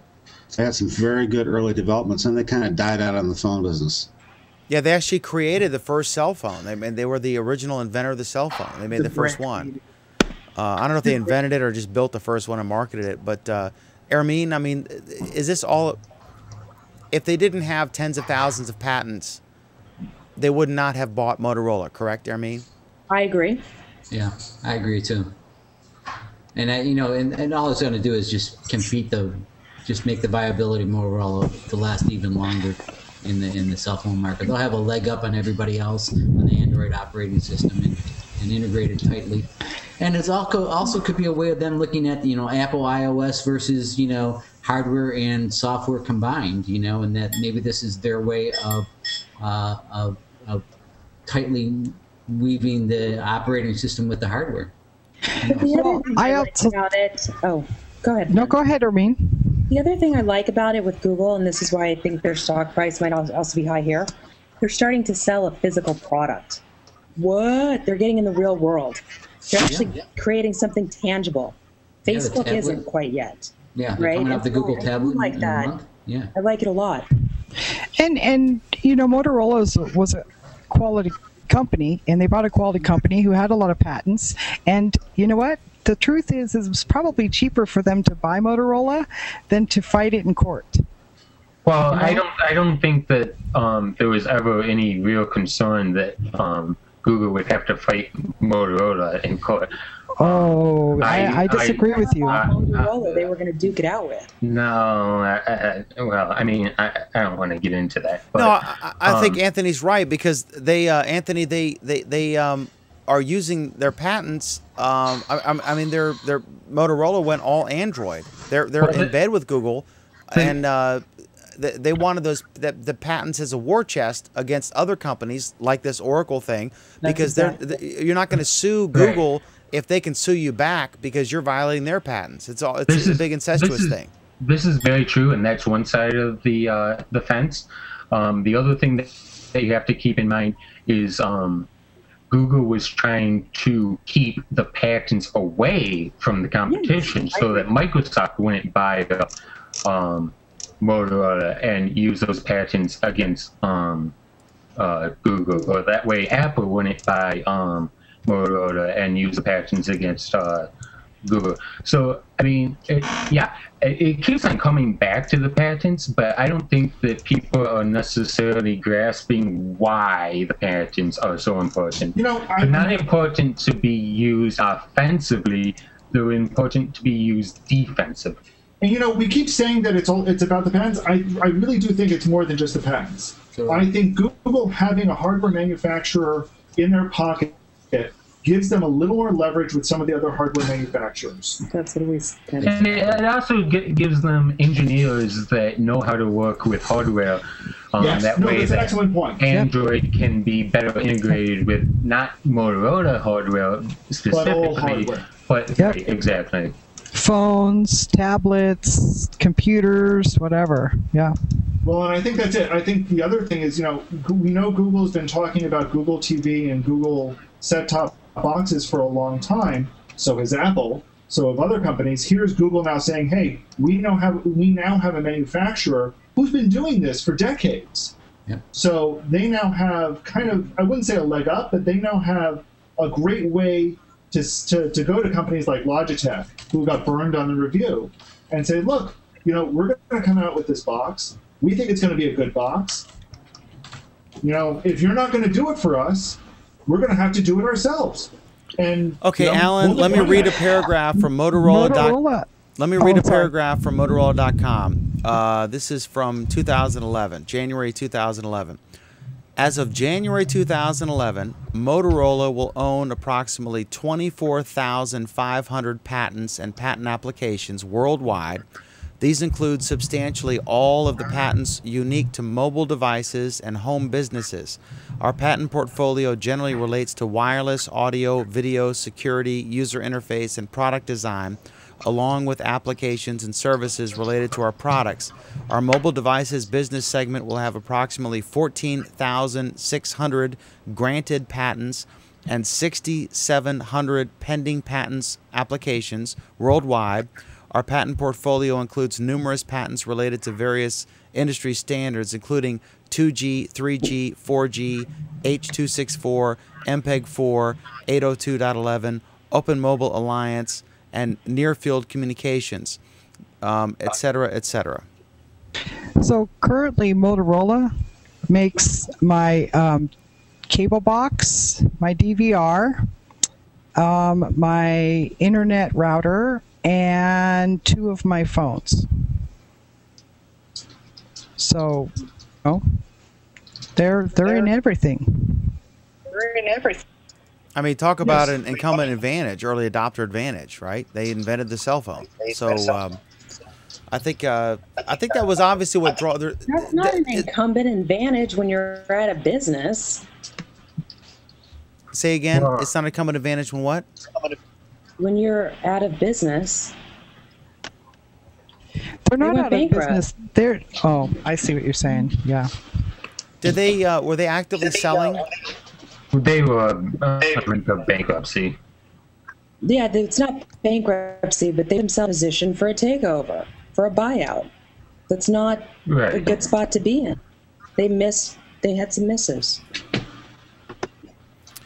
Okay, speaking of misses, let's move to our next topic, which is Facebook. That was classic. I am the master of the segue. Okay, that was some segue, Dan.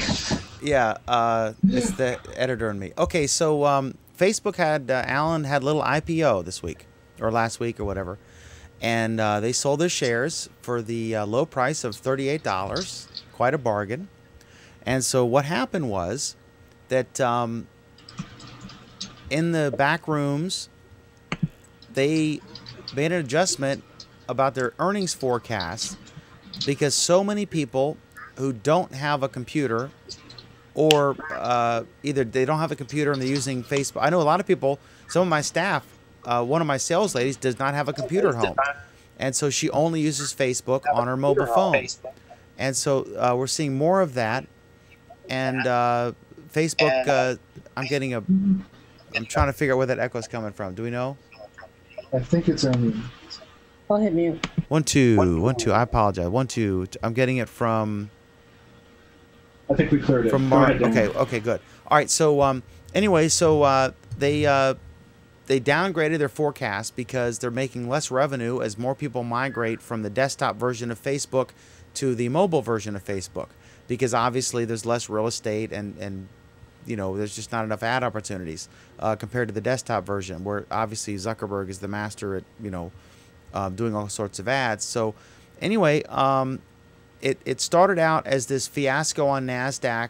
There was a delay and people were trying to cancel their order. And then it turned into sort of a scandal.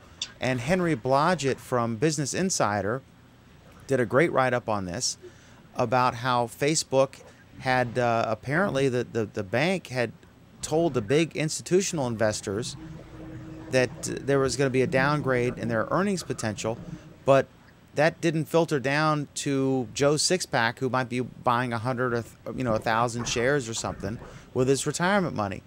So apparently that is legal, because in the 40 days after an IPO, the bank is not allowed to make an earnings projection, but they are allowed to verbally tell people about this, their clients or their trusted friends or whoever. So this, I mean, my God, I mean, this is awful. This is, as I said in the beginning of the show, I think that it shows that Facebook holds investors as in the same low esteem that they hold the privacy rights of their users. So let's lead off here with Ermine. I think this is an absolute disaster, not at all unpredictable, but my God, this is terrible, right? This is one of the most embarrassing and worst things I've seen and heard yet. And I don't want to completely compare. Google did theirs flawlessly. Facebook, let me tell you what it looked like, was something that was about ready to be a dot bomb, but before it did, there's this snivelly little brat, teenager type, not really, but Gen X, Gen Y, whatever you want to call him, who's about to take all my hard-earned money, lie to me, and run off with it in his hoodie. It's disgusting. I could not believe there was that aspect, and then the idea, like days before, to increase the offering 25% additional shares. This thing was a colossal mess up. That's all I have. I appreciate you censoring yourself there, because you were going to say cluster something, but I know you stopped yourself, and I appreciate that. Yeah, this is a disaster. This is early in Google. Google had a unique IPO, Ermine. It was an auction, and they did it so that it was the exact opposite. They did a weird auction to let regular people buy the shares instead of catering to the big investors. Facebook, the sleaze factory that is Zuckerberg and his cohorts, they did it the opposite way, where the bank was giving inside tips, legal apparently, but sleazy, to the big, pension fund investors, that kind of thing. And the little guys like you and me were screwed. And now they're like 20% down, right? So this is awful. I mean, there will be, when you have an IPO that's so bad that congressional hearings and laws will be written, to prevent it from happening in the future, that's not a good sign, right? I don't think that Congress is going to do anything. They're going to, go and get up and, raise their hands and make a big deal out of it. But I don't think anything's going to come out of it, and I don't think because there should be anything to come out of it. I think Morgan Stanley. I'm sorry. Yes, Morgan Stanley looks a hot ghetto mess.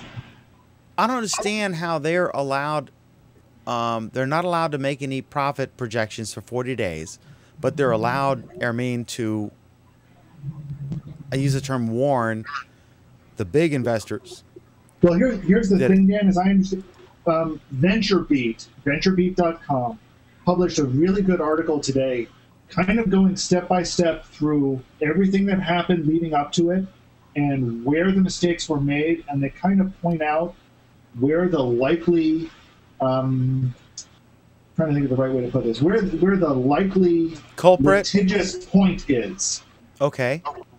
And it's a great article. It's called "The Inside Story: How Facebook Panicked and Botched Its IPO." And they pull absolutely no punches here about who made mistakes and where and why. Isn't their CFO a boy as well? No. No, their CFO's an Oppenheimer. Like 40 years old. Something, he's in his 40s. He's an Oppenheimer, though. He's. What does that mean, Ermine? Somebody who should know banking better than that. Indeed. Is this an argument for like if you look at Google and you look at really nobody's watching it, because we have 830 viewers right now. Okay, Ermine. Early in Google's history, the investors wanted some gray hairs in the CEO position. They got Eric Schmidt, right? And he was awesome. And now he's executive chairman. And then Larry, now that he has some gray hairs, is in the CEO position. Yeah, he looks good. He looks good with the gray hairs, yeah. And Apple went through the same thing, right? They Steve Jobs got fired and came back and made it the most valuable company in the world. Is there something to be said for the innovator? Yes. Is the boy king, should have, I forget the term, the person who oversees whatever's going on in North Korea. Here's the thing. Citing Apple as an example may not really be a good example. Here it was where Jobs, the boy, was pushed out by the experienced person who didn't understand the industry and nearly drove Apple into the ground.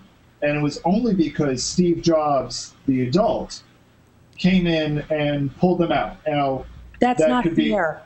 That isn't fair, and let me go to Aramin, but let me say one thing. You're right.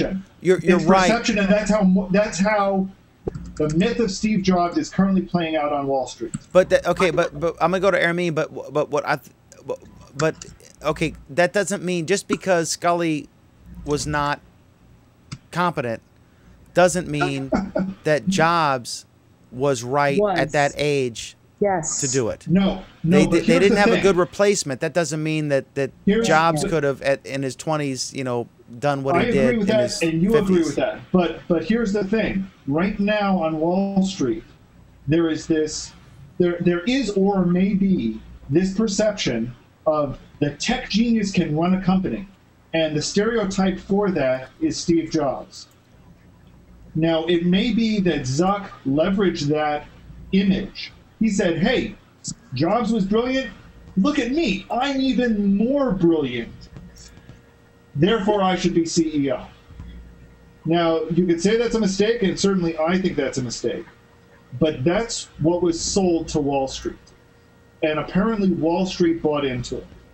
Until now. Until now. I didn't say that it was a wise thing. I didn't say it was a good thing. I don't think Facebook's leadership has been good at all. Alan, I don't think Wall Street's bought into it. I think they sold that crap to everybody else. And that's why I'm so frustrated with this entire IPO and the entire process. Nobody's calling a spade anymore. They're serving up BS time and time and time again to everyone else. This product was supposed to price somewhere between $25 and $32. They give 25%, float 25% more of the shares out, and it's raise the price. And then it goes up to 38. The lunacy. And they screwed everybody on that. You're right. It should not have been at $38. But here's the solution. And I know nothing about, I mean, generally speaking, I know nothing about stocks. But I could tell you what this stock was going to do, you know, before it was offered up and down. And I've been correct this entire week on how it was going to perform and everything. So these people need to take responsibility. The stock should not have been at $38. It should have been at like 25 and then worked its way up if it was going to do so, which I think it would have worked its way up if it was priced at $25. But take some responsibility. Not you, not anyone in this room, because I doubt anyone owns Facebook stock. But take responsibility. Look at, you know, take the information that I saw and told me that this was not a good buy. Stop with the get rich quick schemes and take responsibility. Don't buy it at $38. It's not worth $38. Fine. Don't buy it at $38. And I am so sick and tired of all these people complaining, oh, I bought, you know, Facebook stock at whatever price they bought it at, and I got that, and, you know, all this money. Well, it's your own fault because you were not paying attention. And in the long term, because I, who generally speaking knows nothing about stock, I saw this from a mile away. But in the long term, and here's the funny thing, it may pay off. I think, well, I don't want to go out and say that I think that it will pay off in the future. But off the record, I do think that it will pay off in the future. Even if you pay it, you know, bought it at $42 and still own it at $42, I think in the future you hold on to it, that Facebook stock will pay off. But that's not, you know, anything to do with, you know, what we're talking about. All right, let me go to Carlos. Carlos Badass is in the house. Carlos, welcome. What do you think? How many shares of Facebook do you have? And are you upset about the performance? 0. Oh, okay. We're on the same page. I just think that unless Facebook expands their service or generates some sort of revenue, I don't think the stock is going to get that much higher. That's just my opinion, and we'll have to wait and see. They have like $20 billion now in cash to go buy stuff. Yeah, but I don't understand this. Their valuation's what, 104? Their paper worth is 104 billion, right? or something like yeah, that. but how much they raised? Like 20 billion in cash from the IPO. Okay, right, that's the, true. The valuation's meaningless. It's how much they raised. I think the McDonald's, the worth of McDonald's is like 60 billion. How can you possibly tell me that Facebook is worth more than McDonald's and their earning potential long term when we've seen MySpace come and go, Friendster, that they're a better investment than McDonald's? That doesn't make any sense to me at all. I'm sorry. Well, the simple answer is because of the tech stock. About it. There's a couple things. When MySpace went, they didn't go on an IPO. They were purchased by a traditional media company who, let's face it, effed it up till no end. They didn't understand the dynamics of social. They didn't know what was going on in MySpace, and they thought they would play with it like they do their other media assets, and they messed it up. In terms of what's going on for Facebook, they still have the guy who started at the helm who understands social better than a lot of executives out there. So they have a chance. Dan, you raised an interesting question, and I want to kind of phrase it in a different way. You said, does the valuation of Facebook make sense compared to the valuation of McDonald's? It's an interesting question, but let me put it this way. What percentage of the world's population regularly eat at McDonald's? I mean, I don't know. I would say a lot. Would you say it's 1/7 of the world population? I would say that's reasonable. Maybe less. But I don't know. I would say it's less. Yeah. I mean, and I mean regularly. I'm just saying that I'm just comparing, like, you're saying a lot more people use it on a regular basis. Right. That's where I'm going. Now, is that comparing apples and oranges? No. You know, they're different things, and I'll admit that. But if you kind of think about it in terms of how many people are coming to use Facebook versus how many people are coming to buy something at McDonald's, that's kind of where you get the thinking starting to go. Yeah, do I agree with that thinking? No, I don't. But there's no way you can make that analogy, because I go log on to Facebook and I don't give Mark Zuckerberg or his company 1 red cent. And you know, I go into McDonald's and I have to give them 1 red cent or I don't get my hamburger. It's a valid point. Like I said, it's not a perfect comparison. But when you start thinking of it in terms of exposure, that's where people start thinking that Facebook I'm just saying, worth. okay, Facebook is popular, but it's a website that is extremely vulnerable. Everyone hates them, but they use them because everyone else is on there. And they have no choice. That's the only way to talk to your grandma and find your the 6th grade classmate. Everybody on Google Plus hates them. No, I'm saying a lot of people have distrust for Facebook and don't like, you know, they keep doing these things. But anyway, they're very vulnerable. But McDonald's has been around for decades. They are so popular that in most towns, they are literally a traffic hazard at lunchtime. There's so many cars trying to get in there. So for them to say that Facebook is worth, you know, 60% more than McDonald's seems to me asinine. And anybody who bought this stock, you know, is an idiot. Worse than, you know, a diehard Facebook user. I don't understand how you could possibly agree with that valuation. It doesn't make any sense to me. Well, and it's important to keep in mind that it doesn't matter what the valuation of a company is. It matters what the investors think the value of that company is. I mean, if people are buying the stock of a company that's making no money for, you know, some strange reason, the stock's going to do well, you know, despite the fact that that company's doing terrible. In the meantime, you can have a company that's doing great, and the investors aren't, you know, happy with what they think that the company should be making. And, you know, Wall Street says that they should be making 10% more profit, and they only make 9% more profit, and they start selling off the stock. So it's, you know, it's stock is all about perception, and, you know, and like I said, it's about perception with facts, you know, bringing it back to where it's supposed to be, and then going back to perception, and then facts bring it back to where it's supposed to be, perception, et cetera, et cetera. A quote about you, Anthony, from George Cozy in the Netherlands. I love it when Anthony says, quote unquote, off the record in a live transmission that will be available to everyone on YouTube for the foreseeable future. Right, and I guess my only point is don't go and use, don't go and take that advice and, come back to me and say, well, you said Facebook's going to make a ton of money. That's my only point. But Cozy had to get his dig in. That's cool. Cozy's awesome. I picked Are you looking at these comments at all, Alan? Yeah, I was just about to post one, actually. All right, go ahead.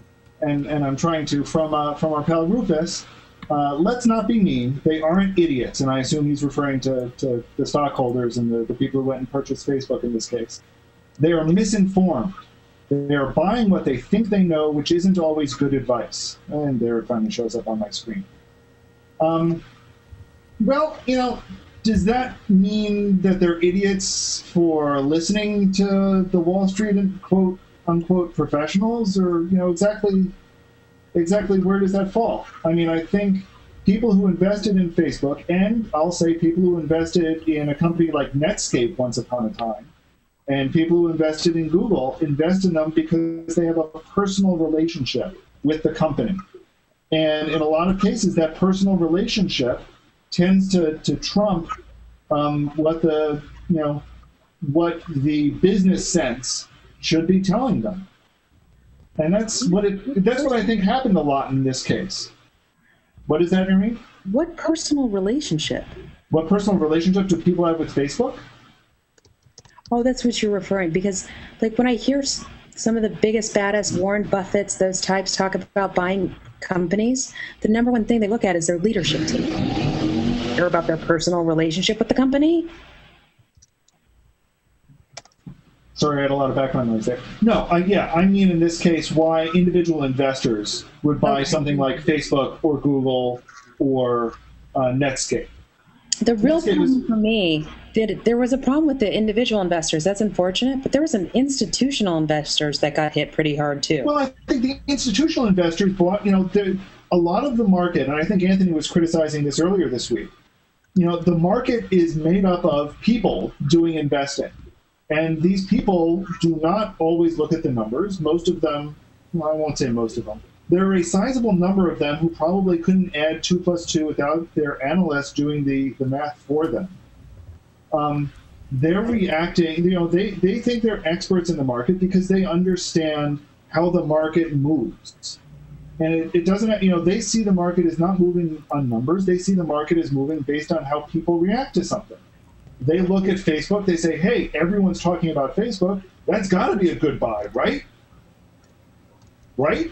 But there's a truth to that. I mean, we're studying what's going on in the market right now, looking at different metrics. And if we see certain buzz and certain words happen on Facebook, or I'm sorry, on Twitter, we know within 3 days the stock market will tank. Right. Let me address a comment addressing what I said from Rufus, and it's a fair point. He said, let's not be mean. They aren't idiots. They are misinformed. They are buying what they think they know, which isn't always good advice. Correct. Stop me if you've heard this before. Yes, we've heard it before. It was even green screened. Sorry. I'm sorry. Oh, my God. Right. I'm sorry. I'm multitasking. I want to address this because I use that term, and you're right, but it's the manipulation. It's the bank telling the people who are the big billion-dollar investors that the forecast was going to be down, but not telling the individual investors. It's so frustrating, and it's not a fair system, and that's why all these insider laws exist. Let me ask you people something. should be able to buy stock with the same information everyone else has if it's a publicly traded company. Dan, let me ask you this, and I want to get Anthony's take on this as well. If that information had been public, if it had been released in what we would, while playing Monday morning quarterback afterwards, if it had been released in a legitimate way, if it had been better disclosed in their S1S, if it had been better let known through the Dog and Pony Show, do you really think that people wouldn't still be whining about it? No, the difference is who gets the information. If they Dan, got that, Dan, here's what I'm saying. Alan, if they got the metric after they did the filing, and it's during the quiet period, if that's when they learned about the metric, if they don't tell anybody, then everyone's on a level playing field. That sucks, but still. But if they tell certain investors crucial information and not other investors, that's not at all but Dan, kosher. Here's what I'm saying. What if they did tell everybody? What if they had told everybody like they were supposed to? Then it would have tanked, even worse than it did. It would have tanked just the same way or worse than it did now. What do you think, Anthony? I mean, so many of these people, and I don't have any idea what percentage, but so many of these people are blinded by the, I don't even know what, but they're blinded by something that makes them want to go, maybe they've seen the information that says, oh, this stock is going to tank, but they are so blinded that they go, oh, I'm going to buy that stock.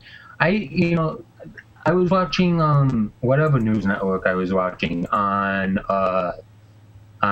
Saturday, the day after the IPO, and so many of these people are like, "Oh, I'm so glad I bought the stock." Blah blah blah blah blah, and it's like, but the stock tanked. Yeah, it closed at what it opened at, but all the movement between the IPO price and the high point, and then going back to slightly above the IPO. Here's my feeling on this, and some of this comes from the VentureBeat article that I talked about earlier. Basically, the lower earnings estimates were basically boiling down to the adoption of mobile, or the use of it on mobile, may have been a little bit higher. The trending was a little bit higher than they had forecast in the earlier S1 statement. And their revised S1 hedged that a little bit more as well. So it's not that they didn't disclose it, it's just that maybe they should have disclosed it a little bit better. Okay? But people are just completely ignoring the fact that they're not making money on mobile. More people are going to mobile. People are just kind of ignoring that. They're like, eventually they'll figure out mobile, and eventually they'll make money, won't they? Yeah, I think that a big problem is, and let me finish that way, but people think that it's about P&E ratios, and they think that it's about perception, and they think that it's about earnings, and any of 100 million other things that they think it's about. And so many people think that it's just about one of those things, but it's not about just P&A ratio numbers. It's not just about perception. It's not just about earnings. It's not just about one of a million other things. It's about all of those million things. And people get so honed in on one of those individual things that looks so great or so bad, and they get driven by that one fact, and they ignore everything else. And I think that's you had inexperienced, or even at worst, investors that had no experience, honing in on these one specific area.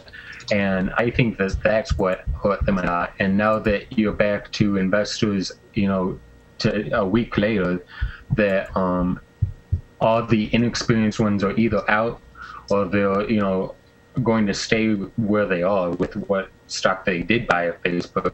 I think things are going to steady out, and it's going to make more sense as we move on. No, I think we have seen the price steadying out. I think what's going to be very interesting, and this is looking forward a few months now, is that Facebook is actually due to release another chunk of shares in a few months. There's a second round of releasing stock, and I can't wait to see how the market is going to react to that. I see Hermine nodding her head no. You want to say something out loud? They really should think about holding that one off. I think it needs to stabilize, and I'm looking at 6 months, having a better shot than releasing more stuff now. That's mind-boggling. I didn't even know that. Yeah, let me see if I can find an actual date that they were planning on doing. I mean, the thing you got to keep in mind is that the stock could, completely have stabilized by the end of next week, next Friday. Or it could take, 6 months to stabilize. So it's all relative, I agree with you. I think the the challenge that I'm having in the process of this is I have to now ask myself, and I can't wait for Alan to get back on, why on earth are they getting rid of so much stock so early? They have gotten rid, they basically have sold, what is it, 20% of their company? They've put it up now? It's a lot. Yeah, it's like, why do they need to raise that much money that fast? What are they doing? Right. I mean, obviously it's all about money, but Facebook has money. So I agree. I don't understand. They're cashing out. Why is everyone cashing out? What are they saying in their tea leaves that we're not? They can't cash out. They can't sell their stock for a year almost. They're Yeah, some of them can. Well, no, not the owners of Facebook. They have a window of time where they cannot trade their stock. Pam, that makes sense in general to me, Pam, and I want to agree with what you're saying, but I know for a fact that Mark Zuckerberg sold a chunk of stock in order to deal with a huge chunk of taxes that he was going to get hit with all of a sudden. So I mean, it sounds right, but I know for a fact that Mark Zuckerberg has sold There's a difference between decent if chunk. you own stock and if you own stock options. The options can't be exercised, portion of them, for at least a year. Yes, that's true. But the actual stock itself can be traded. Yeah, they can sell some of their stock. I mean, money. I mean, on the small scale, Ermine, you can look at like this. You could say, as much as Google Plus has been derided by some of the mainstream press and is not universally and isn't there yet, they do view it as a threat, clearly, and they're adopting the best features, some of the key features into Facebook, as Google Plus is doing to Facebook, or adopting features from there. And as I say, a good entrepreneur never met a business and a great idea he didn't steal. But at the same time, if with this kind of money, I mean, you could buy something like NBC, like Comcast did. Imagine if Facebook bought a television network. This is a wild, example, but with money you can buy features to draw eyes, because that's what they're trying to do. They could buy Hulu. They could buy Roku. They could buy. Yeah, and that's the thing. Money, just like I said earlier in the show, that every week they have a meeting with Larry Page at Google where they discuss acquisitions, and there's usually something new going on every week, he said, right? So money does buy power. It buys more footprints. And because as much as he can look down and deride Google Plus, the Google.com footprint is massive. It's huge, and should not be underestimated, despite their previous, mixed reviews on their social experiments. I think he's got something up his sleeve. I agree with you guys. You're talking about Zuckerberg. Yeah, I mean, that's why I need the money. In the one hand, it's to get employees to come in because they can get stock options and stuff like that. And to attract talent in Silicon Valley, you've got to have, people want equity of some sort. But once you go public, it's a lot harder to use options and such to attract good talent. But Furstenberg, what happens if he just goes, you know what, we're going to buy T-Mobile? Yeah. I don't think Facebook is diversified enough. They don't have enough skin in the game, so to speak. They're like a one-trick pony. I agree. They're going to have to diversify somewhere. I think that's what they're amassing this cash for. I just don't know what they're going to buy, but something. I think they're going to buy Microsoft. That would be awesome. Yeah, so they can screw that one up now too. Oh. I think they've got a strategic partnership with Bing. I say that only partly in jest. I think the strategic partnership with Bing will last just long enough for Facebook to figure it out for themselves and then get rid of Bing. Wouldn't it be sweet, not that I'm a fan of them, but wouldn't it be sweet, Ermine, if they bought Yahoo and fired everyone involved in the lawsuit against. You know, They should. Going off topic, but I would love to see just someone come in and just take Yahoo away from those investors and take it private, and just completely rebuild it from the ground up, because Yahoo is in just such a sad state, and it's a shame because they do some stuff well though. They do their Yahoo News is fantastic. It's Here's a great quote wonderful. from Rufus. That would be great. Microsoft and Facebook could implode together. That's hilarious. I think isn't Ermi, correct me if I'm wrong, but isn't Yahoo News like one of the most successful portals? Yeah, Yahoo out Finance there? and News is brilliant. It really is. So they do some things right. It's just it's a shame. I almost want them to spin off those divisions. Okay, so one of the things I've seen on sites, I remember the first time I saw the Facebook commenting system on TechCrunch. I thought that was really awesome, and now I actually have it on a couple of my sites just because I'm waiting for Google Plus to set up a similar system where people who are logged into Google Plus can comment on stories using their Google Plus account. So Google Plus is, I'm guessing, working on that because that's a really popular feature. But in the meantime, they have they've adopted some abilities for apps, and one of them is that the ability to create an Android app that will be able to share directly to Google Plus from within the app. Alan, do you want to talk about that? Oh, this is one of my topics. Yeah. No, this was basically this is a something that's been rolling out for Android developers. Now lets them gives them kind of an additional module to use within Android to let them share pretty much anything they want. What they're calling, rich text, pictures, video, anything that is currently stored on your phone can be shared to Google Plus from your phone. So this is it's in some ways similar to the plus one and share button on the website, but it kind of lets you do it from within the app. It lets you create the content and upload the content through your app. This is something that's been missing for a while, that they're finally kind of standardizing how it's going to work and letting app developers get their hands on it finally. So this is kind of, it's another step in the direction of letting outsiders better and more tighter access to Google+. And it's not there yet, but it's a very, very tiny step.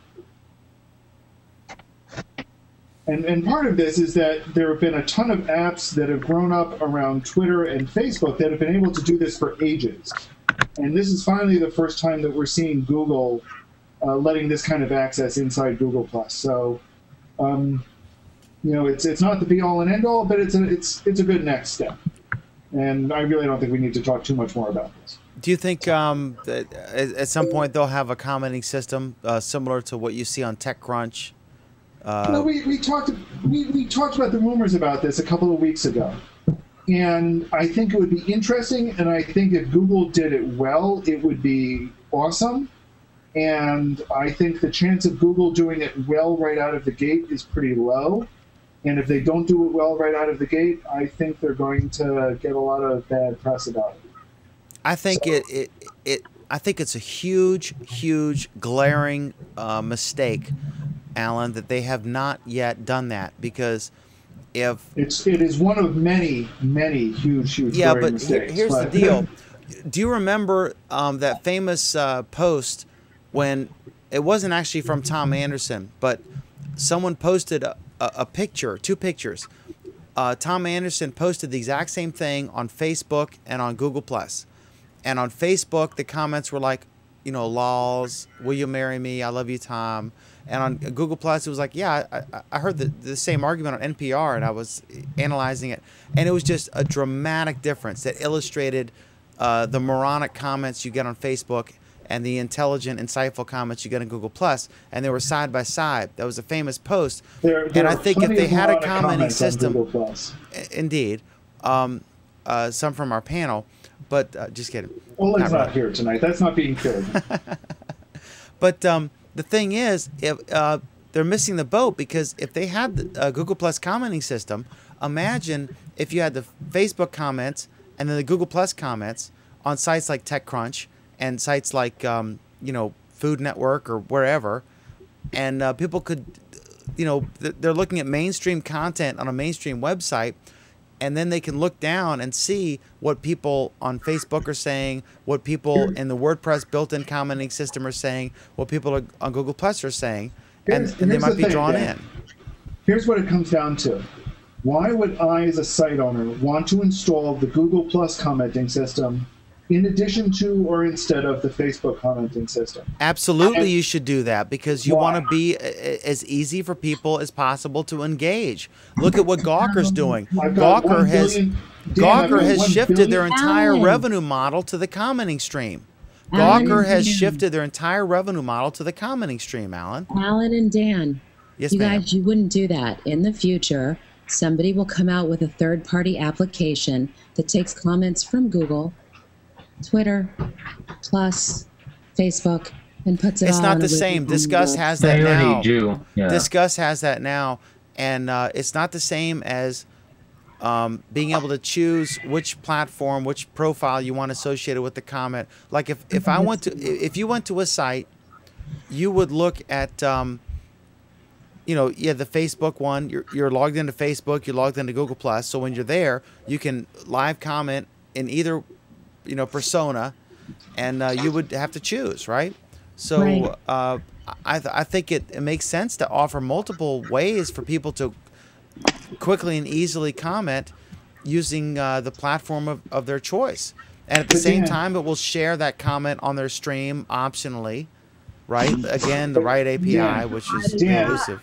Dan, it comes back to what is the compelling reason for a site to offer Google Plus, and the answer is there isn't one, because all of their readers are on Facebook already. Currently, there is not. You're right. Currently. Now, can Google come out with a product that does give site owners the compelling reason? And I think they do. There are two big compelling things that Google can offer that Facebook can't right now. And it really is up to Google to release it with support for those two things. The first is deeply tied into search, make it easy so that comments that are favorable to you end up in search, and comments that are not favorable to you don't end up in search. And a deep and robust tie-in with advertising and with analytics. If Google can tie such a product into analytics, you will get a ton of websites jumping to them like there's no tomorrow. Alan, one of the things I was learning, there is not a single comment that it does not benefit a brand, good, bad, or indifferent. Sentiment has no relevance. Really? I hear that a lot, that there's no such thing as bad advertising. I don't believe that anymore. That's what the data's showing. Yeah, if people are getting up there rah-rahing on Twitter about your brand, it's elevating your brand. It is not actually hurting it. It's interesting. Well, but you're really, I guess I believe that in some sense. I just think about things like the McDonald's attempt to get people tweeting positively about McDonald's a couple of months back, and the tweets about it were overwhelmingly negative, and McDonald's quickly pulled that attempted ad. It does not hurt the brand. Interesting. I don't know whether it makes people feel uncomfortable internally, and heads will roll, and some other things. But that's what it's proven. I thought that was shocking too. I was like, really? Sentiment doesn't. Just as long as they're talking about it. That almost kind of suggests that there's something fundamentally whacked about advertising. Isn't it hilarious?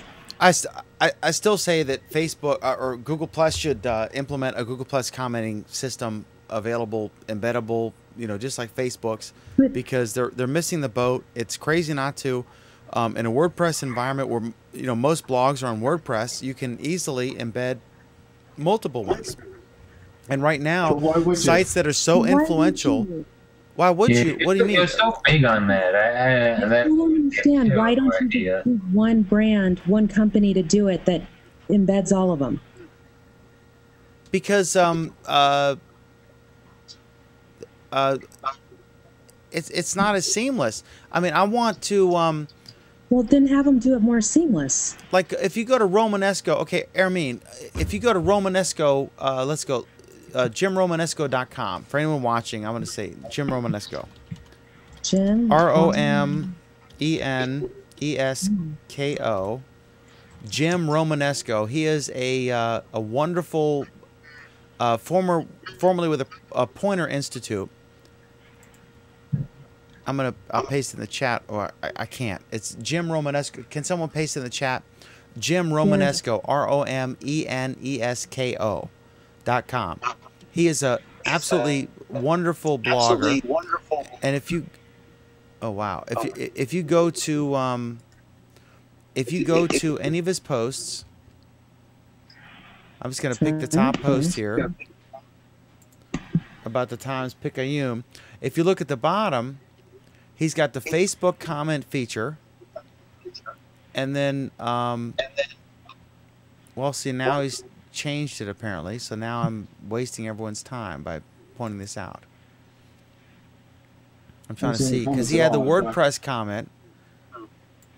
I just think yeah, the bottom line, I see both Facebook and WordPress comments here, and I'll be honest, it's confusing and complicated, and I'm not sure I would pay attention to both of them, never mind one of them. I disagree. I think if you're used to if you're a Facebook user or a Google Plus user, or a WordPress user, why limit people? Why make them? You know, if you have to log into something in order to comment, you're much less likely to comment than if when you're reading the story at the bottom it shows your profile picture and says Dan McDermott or Alan Furstenberg or Airman. 1/7 of the planet are on Facebook. No, that's not true either. That's 900,000 open accounts. 900 million. All right, everyone here is wrong and I'm right. So let's move on. Okay. It absolutely makes sense for them to have a because like why ignore footprints? Why make it harder for people to comment on your stories? Exactly. Hangouts Hackathon. Was this yours, Alan? What's the story on this? Who else would be talking about app development in Hangouts? Really? Yes, this is mine. This is an exciting thing that started last week, and we're going to see results within a week or so. Basically, Google has invited, I believe it's 5 different companies, has challenged them all to come up with some new and exciting apps within 2 weeks for Hangouts. And we're already seeing some early interesting development coming out of it. One game company is working on a foosball table app to be played within a Hangout. What I find even more interesting is some of the independent app developers have risen to the challenge as well and are working on their own Hangout Hackathon challenges. So we're seeing a really, really awesome app being done by Gerwin Strum, who's the person who's made the comment tracker. He has come up with an app that lets people play music on an on-screen instrument. And as you play the music, it is transcribing the music onto music bars for you. And because of the way he is doing it, it's very highly synchronized, so it gets around some of the latency problems that we have seen in the past with Hangouts. It is visually stunning. It is audibly stunning. It is probably one of the best Hangout apps that I have seen written to date. And when he finally releases it, which he's hoping to do within a couple of weeks, I think it will set a new bar for high-quality Hangout apps. So I'm really excited to see this. And I've been lucky to have gotten some early previews and some early testing with him. It is an incredible app. So, some more apps for the music community on Google+. Interestingly, I'm wondering just how the music community will react to this. because it won't let you plug in your own instrument, but it will let you play the instrument that he's put on the screen for you. And currently, so almost like a rock band. Yeah, kind of. Okay, well that sounds interesting to me too. It is. Trust me, I am about as far from a musician as you can get. I'm lucky if I can recognize that two notes are different from each other. And I can quite assure you I cannot keep a rhythm to save my life. And I am really impressed by this app. I think a lot of people are going to be excited by this app. And I think once it hits the street, people are going to be asking him for some really awesome improvements. I think this does tap into the music community in ways that they've only begun to play with so far.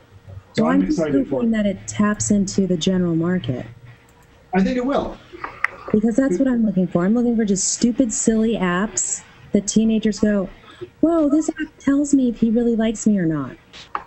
This is the kind of app that it's a very social thing. It's going to be, you get a bunch of people in, and somebody's going to start playing the fake guitar here. And other people are going to go, whoa, how'd you do that? And everyone's going to be beating drums and playing the guitar and making a raucous mess. And then eventually a couple of them are going to get together and start doing some cool things on it. I think there are going to be people who attach to it pretty quickly. I'm sorry, what was the question? You think it'll make more people use Hangouts? That's an interesting question, and I'll be honest, I have no idea. I think certainly it's going to get at least some people who weren't in Hangouts before interested in seeing what it is, and some percentage of those will stay around. But I don't know. It'll be interesting to see.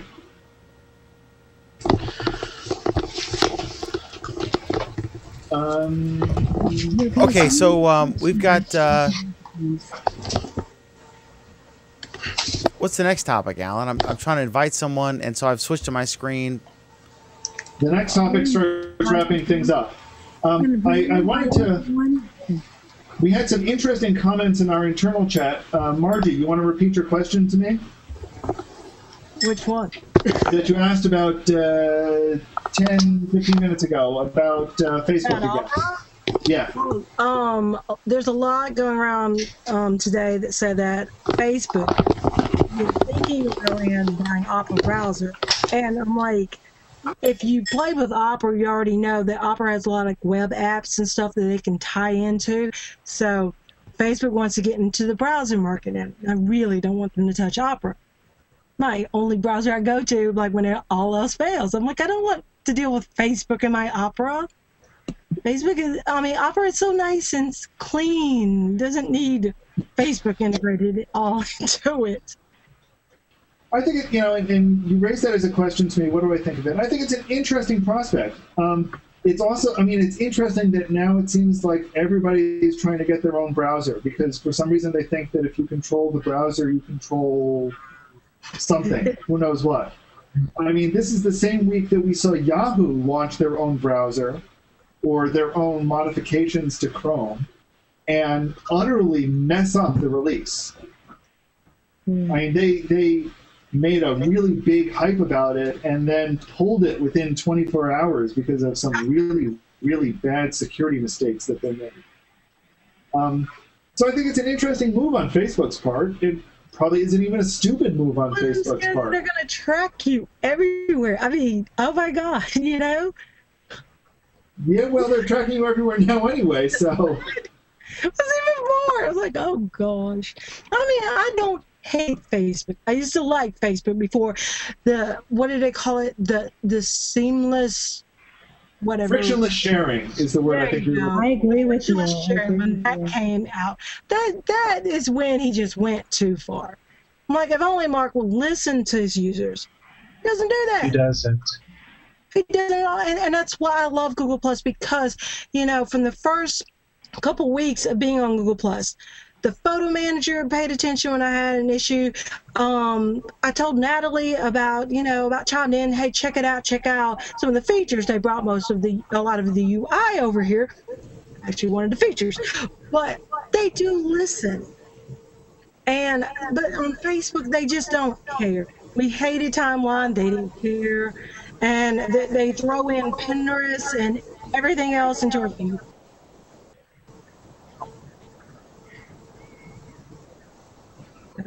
I don't know.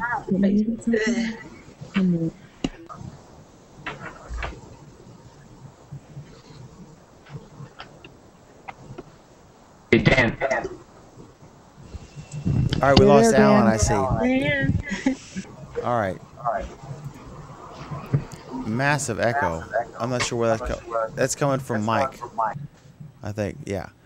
Just mute yourself and then unmute yourself when you want to talk. Okay, so 35 years ago, Star Wars. Any thoughts on that? The first Star Wars movie? What'd you guys think? I mean,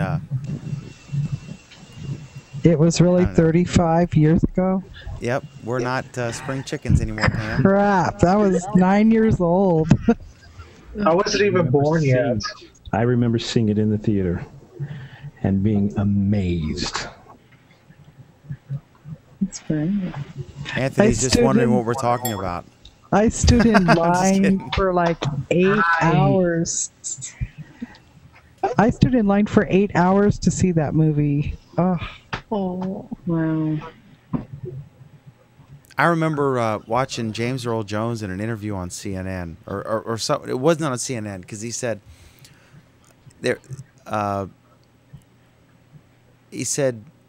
he got a call from George Lucas about some space opera, and he had done some TV work or movie work or whatever, and he wanted him to come in and read some script, and I think he got like $2,000 or something.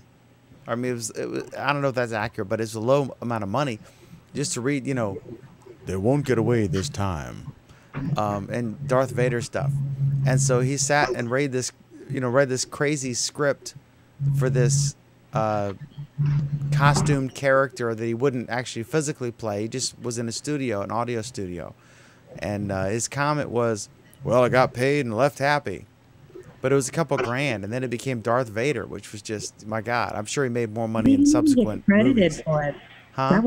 He never got credited for it until years later they fixed it. But you didn't know that James Earl Jones was the voice. Well, I guess, was he not famous? I mean, at that, so he wasn't, like now, of course, you'd recognize him in a second. Right. Well, had he done Hello Dolly by then? He'd done many things, so his voice was recognizable, but for the most part, people that were coming to that genre didn't know, and yeah, you're right, he didn't get a lot of credit, but now he's Star Wars God, so. No, but it's not that he didn't get a lot of credit. He didn't get a line item. We all know the you know, the really cool credit effect that they did. Well, actually, there was nobody that got credit in the beginning of any of the Star Wars movies. It was just storyline. None of the actors actually got credit till the B-roll. I'm the guy that has Tor Hangout, which was none of them got credit until when? Until the very end of the movie. That's what I mean. He wasn't in the very end of the movie either. Okay. Yeah. I wouldn't remember then, because I remember I was 10 years old when I went to see the movie. My dad brought me and my brother, and we're sitting there, and the prologue goes by, and I didn't read a thing. I was bored to tears at that part. I thought, oh, this is going to be the stupidest movie ever. And then Princess Leia's ship goes by, and you're like, oh, that's kind of cool. Then the Star Destroyer goes by, and keeps going by, and keeps going by. As a 10-year-old boy, my eyes are like this big, and I'm going, oh, my goodness. And then Darth Vader stepped out, and I was a fan ever since. So. Oh, that's great. That's great memories. I have a similar memory, except for me, it was my grandmother who took me. And all of my associations with science fiction and everything along those lines are very deeply tied to my grandmother. She's the one who took me to Star Wars. She's the one who introduced me to Isaac Asimov and Robert Heinlein. She's the one who showed me Close Encounters of the Third Kind. Yeah, I see her main face. How cool is your grandma, dude? My grandmother is the one who well, you got to realize, my grandmother is the sort of person who, once upon a time, Pan Am, you know, they used to be an airline. Yeah. Pan Am, when 2001 came out, they had a contest offering people a flight on the first spaceship that Pan Am would run. They had people signing up to purchase tickets. They had a contest to get free tickets. She signed up for those tickets. You know, so that's how cool she was. Wow. I didn't even know Pan Am did that in 2001. They were still around? No, I meant for the movie 2001. Thank you. Okay. Sorry about that. Yes, if you look at the movie 2001, the spaceship that docks with the space station is a Pan Am ship. Oh, that is a good point. Yeah, you're right, it is. Pan Am paid a decent chunk of money for that, too. Mm-hmm. I wonder if it helped him. Of course, that's a movie I wasn't interested in, and it came out the year I was born, so... Well, that's a classic. There's this Twitter thing where I guess it's Star Wars Virgin or something, and Mashable was talking about it.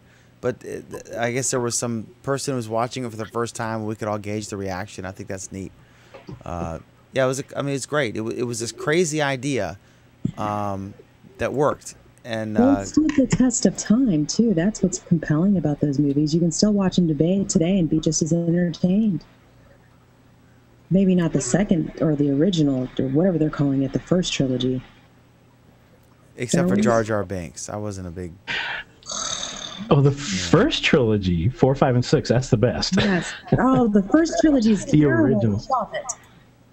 1, 2, and 3. 1 through 3. Oh my word. They're brilliant. 1 through 3 are brilliant. 4, 5, and 6. Oh my god. No. What are you identifying 4, 5, and 6? Yeah, that's what I'm wondering. So here's what I'm saying is brilliant: Star Wars, Return of the Jedi, Empire Strikes Back. Yeah, that's 4, 5, that's 6. 4, 5, and 6. Yeah, 1, 2, and 3 are the prequels. Oh, 1, 2, 3. Oh my gosh. Yeah. That was a Lucas money grab. Wow. A very successful Lucas money grab, we have to admit, but a Lucas money grab. Absolutely. That's not very good. Thanks for clarifying that. I didn't know that we had the wrong terminology there. Lucas did okay in subsequent projects, so. In fact, it really threw people when he released, just before they released Empire Strikes Back, he re-released Star Wars because he likes to re-release things. So and screw with them. Right. Well, and he screwed with the re-release on it because in the opening credits, they changed it. That's where he added A New Hope, Episode 4, and everyone's going, "What? What's Episode 4? What are you talking about?" And that's what got people wondering. That's what set off this whole, where did this come from? Why is this? Gotcha. That's when he did it. Oh. That's when he did it. That was his first change to Star Wars. Was just before he re-released Empire Strikes Back. I wish they would have, when they recently released the Blu-ray editions, I wish they would have had the original versions of the first trilogy intact, where they didn't make all these changes and that people were complaining about. I didn't like that. He insists that those no longer exist. Wow. Now, you can believe that or not, but that's his claim. I think he's smart for insisting that, because there's just some things that are burned in your childhood. Leave them there. But you want to know a good one? There's a picture. One of my favorite pictures is from the filming of the last Dr. Jones and the Crystal Skull movie. It shows George Lucas sitting in his director's chair, and I'm totally blanking on the actor's name right now. Indiana Jones guy? Yeah. Oh. Harrison Ford? Harrison Ford, thank you. And Harrison Ford standing there, and George Lucas is wearing a shirt that says "Hand shot first." It is a great moment in movie history, in movie making history. First? Hand shot first. Referring to the debate in the cantina scene in Star Wars about who shot first. Was it Han Solo or Greedo? Oh. And it's a scene that he keeps changing every release. He changes who shoots at who first. And it's one of those geek debates that are constantly going on. Wow. Couldn't you just do the slow motion thing to see which one was first? Well, he keeps changing it. Right. That's the point. Okay, so what is Geek Pride Day, Alan? Well, all of this is all tied together. Geek Pride Day is basically a day where that has been declared based on the release of Star Wars, where geeks are essentially trying to assert the fact that, hey, we're people too. We're good people. Should geeks be allowed to get married? Is this another Facebook comment? I'm trying to figure that out. Yes. Are we going back to the Facebook conversation again? It's also National Towel Day. It is National Towel Day as well. Yes. Towel, but with 2 L's. So what's that? I mean, that's called a typo. I don't know. Towel. The thing that you dry yourself with after a shower. I figured it made the house. No, I see it has 2 L's. Either someone misspelled it or it's a different thing. No, that's called a typo, Dan. Oh, okay. I didn't know. I mean, I assumed these are carefully cultivated, perfectly typewritten things. So I'm still nervous about geeks marrying each other and producing potentially more geeks. Too late. We've already done it. Maybe that could save Google Plus, right? If the Muppets couldn't save it, maybe open geek marriages could save Google Plus. Did they stop with the Muppets? I don't know. I think they're going to roll them out once in a while. Whenever there's something. We're going to lose our meaning.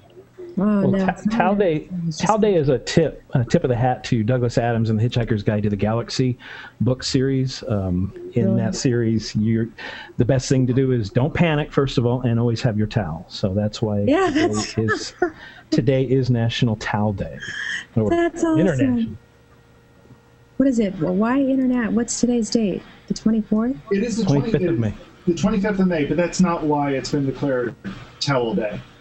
Basically, the origins of Towel Day are 12 years ago. 12 years and 2 weeks ago, Douglas Adams died somewhat unexpectedly. And the fan community wanted to create a day to celebrate him, celebrate his work, and basically a day was picked 2 weeks after his death. And since then, the day just keeps being marked every year. It kind of waxes and wanes over time, but it's now pretty well established as a memorial day to Doug Adams. I am embarrassed that I was unaware of Towel Day prior to tonight. That's because you.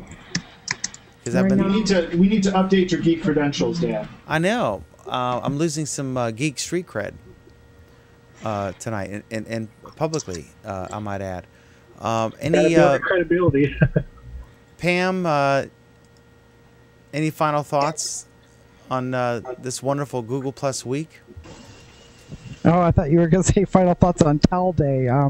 That's like, no, I don't have any thoughts about towels. I noticed you have a real tight face shot, so who knows what's going on, I'm sitting in my bed because I quit smoking, so I can't go sit out on the patio because that just kind of brings up the old habit area, so I had to find a new hangout place so I could. So should we be afraid you're going to be really grouchy now against Alan and just go at it? It's been 2 weeks. I think I'm pretty much over it. But well, how come you still do the cats? What do the cats have to do with smoking cigarettes? Good for you, Pam. Can I say? So you bought a bunch of Facebook stock, right? No. Neither did I. Yeah, I'm busy buying oil stock and China and anything else that might make some money for my retirement. Yeah, it's buying Chinese stuff. That's a switch. Good for you. Awesome. Mike Norton, did you have a good Google Plus week? Had a great Google Plus week. Google is just amazing. I love it to death. And I just saw on the stream, as a matter of fact, it looks like the Android app just had an update to help fix some of the text issues you guys were all talking about earlier when I couldn't get on. So yeah, I think we vaguely touched on that for a little bit. It's different. It's very pretty. There's some criticism about it. It's almost too desktop oriented. But as Ermine mentioned, most of us don't actually use the mobile app to look at a stream. We use it to react to comment notifications we get throughout the day, and it's too important or pending to wait till we get back to the desktop. There will never be, at least with anything I've seen, there's no substitute for the computer at home as far as the speed and just a friendly giant screen, all that stuff. Did you guys talk about the new mobile upgrade? Yeah, for about an hour. Did you? Oh, yeah. I hate it. Just so you know, I hate it.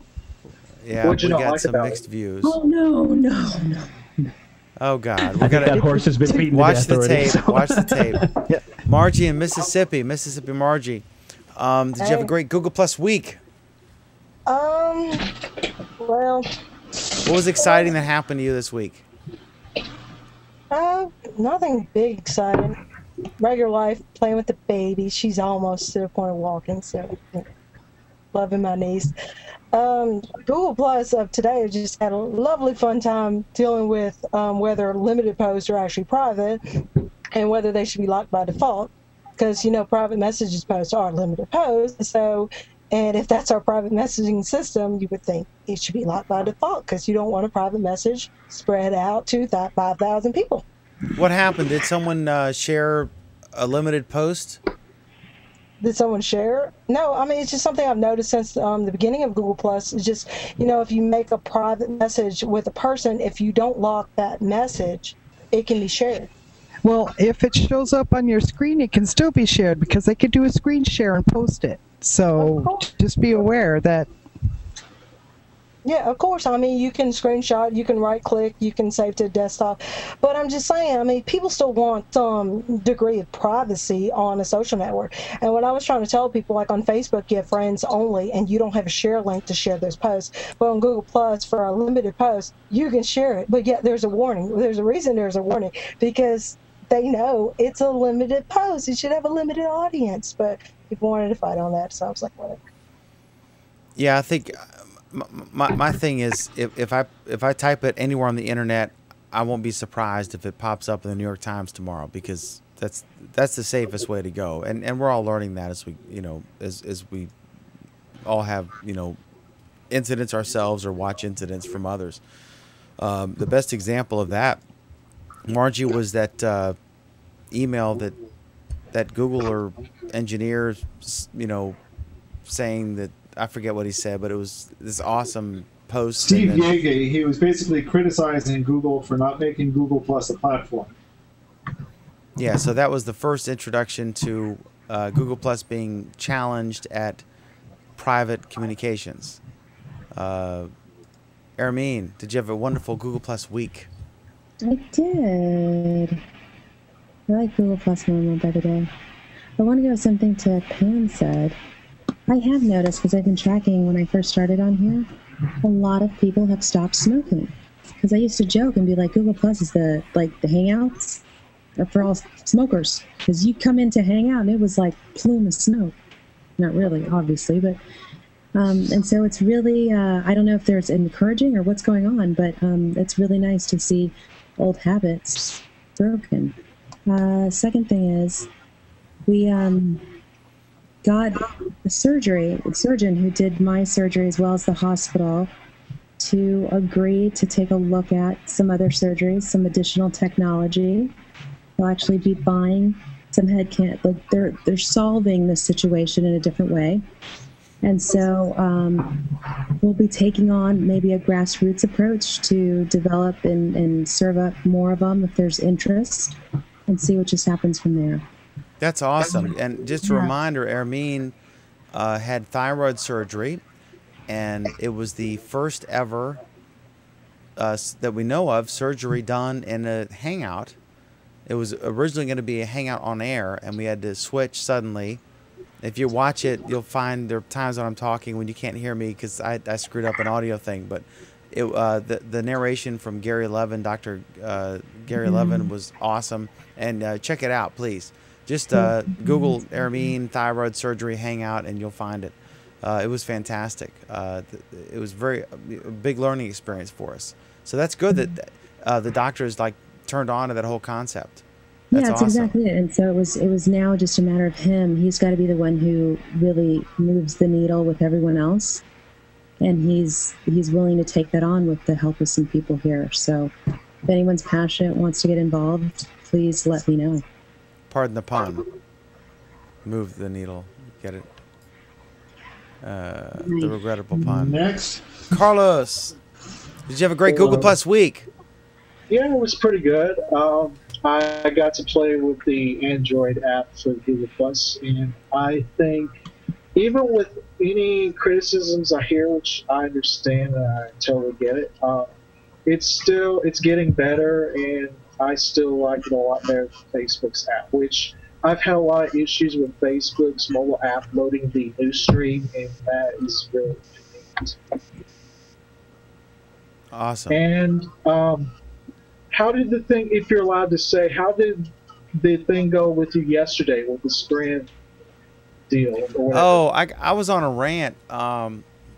Sprint's a wonderful company in terms of their pricing, but a typically arrogant company that really doesn't give a damn about their customers, and they have idiots working for them.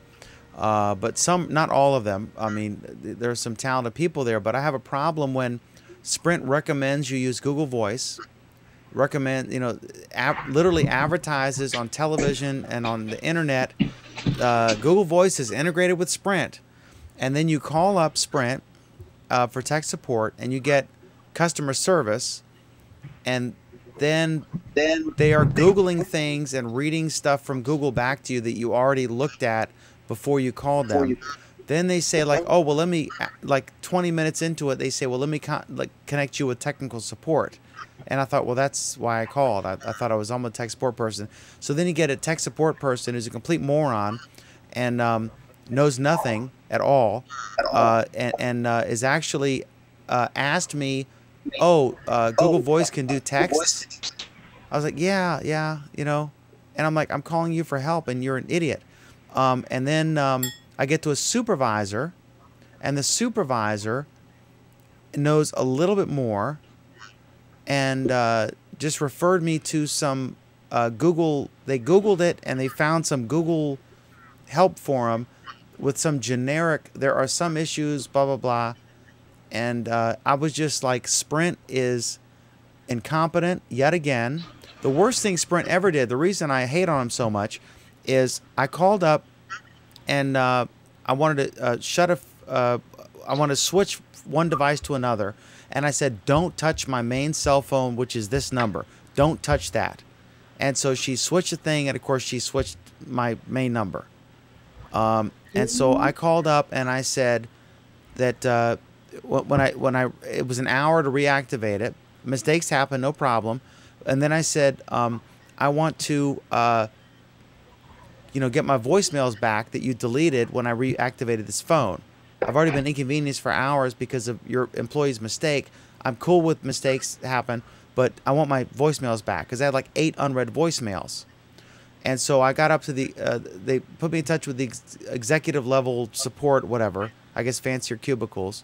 And I said, I want my voicemails back. You deleted them by accident. And they said, we can't get them. They're gone. I said, okay.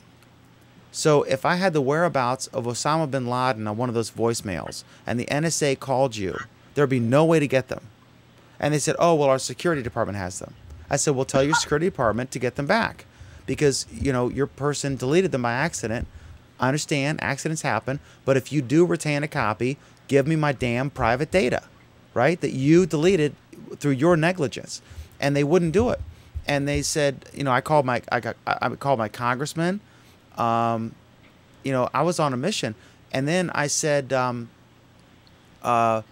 was going to do a clock because they said that they keep the data for 30 days. So I figured I had like 25 days. I was actually going to do a website, the number of days until Sprint deletes my private data. Because at that time, everyone's freaked out about private data with Facebook. So I was going to do a whole website with just a countdown clock, the number of days. And then they threatened me with a lawsuit. And so I was like, do I want to do this? Do I want to take a stand on this? Or do I just want to bitch about them for the rest of my life? And I chose B. Also, it was a hassle because I couldn't find a good clock that was embeddable. It was a countdown timer. That's the real reason I didn't do it. But yeah, I'm on fire. Every time I see Dan Hesse, I want to punch him in the face on TV. I want to smash the TV. How long was that, Dan? Oh, this was a year ago or so. Well, I've used Google Voice now exclusively, so I've got all my Oh no, no, no! messages The and Google everything Voice there. problem was like yesterday. In fact, the problem Google I have Voice is or Google Chat. the Google Voice app on Sprint, and I'm totally like, I apologize for anyone watching because it's a totally personal issue, but he asked. The Google Voice app, if I try to send a text, it says queued. Sarik, are you echoing? Who's echoing? Probably me. Yeah, okay. Whoever cut it off, it's not echoing anymore. When I try to send a text to somebody, it says queued and never sends. If my phone's been on more than 24 hours. If I reboot the phone or uninstall and reinstall the app, it works. And In Sprint, Android? who in Android, yeah. And Sprint, who recommends the app and has a system where it'll take your Sprint phone number automatically, is completely clueless about it, is not even aware that it sends text, and are basically morons, worse than the dumbest person at Facebook. So Sorry anyway, to hear that. so there's the answer to your question, the long answer. I apologize for being too long-winded. Anthony, it's okay. Anthony in New York State. No. Alan's in New York State. I'm in Rochester, New York. Rochester, New York. Aren't you in New Jersey or are you in New York? I can't remember. Sreek is in New Jersey. Anthony's in New York. I'm being a smartass. Did you have a great Google Plus week, Anthony? Yeah, I enjoyed keeping up with the SpaceX with the launch of the Falcon 9 rocket, and today the Dragon capsule of that rocket docked with the International Space Station, and it's nice to finally have American stuff docking with the space station again. Virgin Air will be up there next, probably. I think even better. Do you think we it's can great handle that it though, it's- Alan? it's- Do you think I think it's great that this is private industry. It's a private launch. It's very it's very Cost effective. Non-governmental. Yeah. Was where I was going with this. So, Alan, That's you would doing it. favor shutting down the post office and going private? I think there are certainly, there are already elements of the post office that are private, but that's not where I'm in favor in this case. What I'm looking for, actually, what I'd like to see is that I'd like to see private industry take over more and more of these sorts of things so that the government can do the things that private industry isn't ready to do. Yeah, it's You know, like the in my same, business, we outsource our printing because it doesn't make sense for me to have my own printing press that costs $5 million when I can just pay $100,000 a year to somebody to print my paper, right? I mean, so if the we government compare wants it to do certain things, but yeah, I mean, NASA's awesome, and NASA still exists, but that particular function has been outsourced, and it seems to be working well so far. I think it's ready for NASA to take the next step. I mean, we've had a commercial airline industry for decades now, but we still have an Air Force. We still have civil aviation, governmental civil aviation. I think it's finally time for NASA to turn over more and more stuff to the civilian sector that can be, and to let governments do the next step, which is, which private industry is not ready to do yet. Right, and I think that's a great point is, you have the Air Force, but you still have private companies like Boeing and Lockheed Martin that are building the planes for the Air Force, and in this case, you still have NASA, but you have companies like SpaceX and potentially Virgin. I'm not thrilled with the comparison with Boeing and Lockheed Martin, because both of those, they've always been, they're the ones that always developed the spacecraft for NASA. We say that this is the first time that it's a private spacecraft. Well, yes and no. I mean, it's not like the lunar lander wasn't built by Lockheed Martin, because it was, and it was built by Lockheed Martin by their engineers. NASA engineers weren't there. Well, and agree or disagree with me as you see fit, but would you agree that this is kind of like, obviously not with this specific company, but is this kind of like giving Boeing more of the control over the launch and such? I'm not entirely sure what you mean, because I believe it was still done from a NASA launch pad. Actually, I don't know about that. I believe it was launched from Cape Canaveral. I mean, I can look that up. Right. All right, while you guys are geeking out, I'm going to read this really funny comment from Rufus, and then I'm going to go to Sarik for his final thoughts on this wonderful Google Plus week. From Rufus, yes, Dan, let your hatred for Sprint flow through you, making you stronger in the Force. Use the Force, Dan. Sprint, I hate you. Yeah, every time I see Dan Hesse on TV, I want to punch him in the face. All right, Sarik. Rufus has a bunch of really good quotes. Here was one where he was quoting Douglas Adams a few minutes ago. And this is relevant to the SpaceX one. Space is big.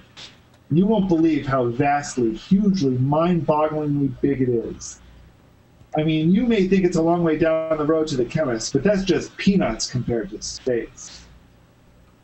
And Dan won't get the reference, but that's fine, because, he needs to renew his Geek cred anyway. Whatever. All right. Sarik, we're employing the LIFO method of accounting, last in, first out, or inventory. Oh, yeah, because that's not geeky at all, Dan. Yeah, FIFO, whatever. This is LIFO, I guess, or LIFO.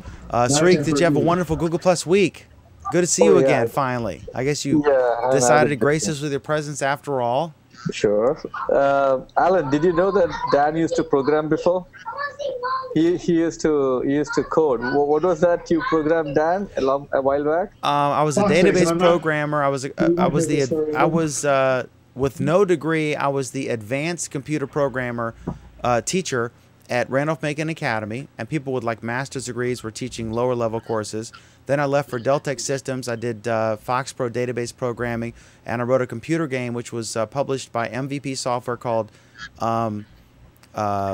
Towers of Kubla Khan, and it was licensed to over 110,000 copies. How's your app doing, Alan? Mr. Dan's not a geek.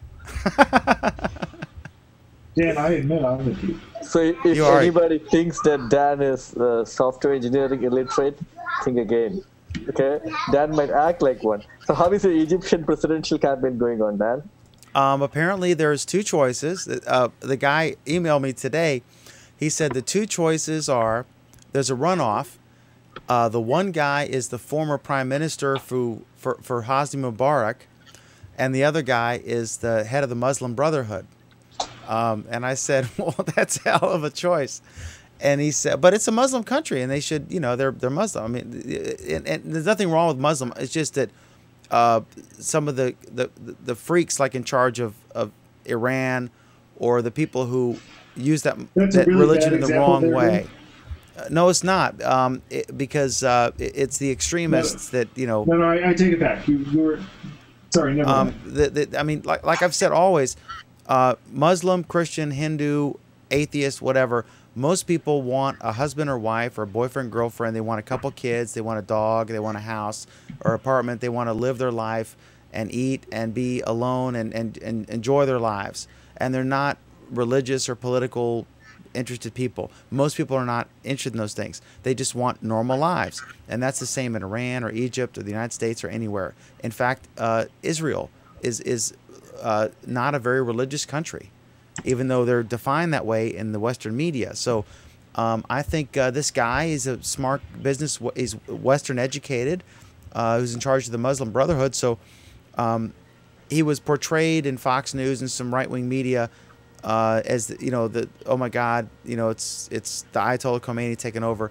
But I don't think that that's the case. I think that the people have spoken. They've thrown out the previous guy, Mubarak, and they're really pissed off, and they want some semblance of democracy.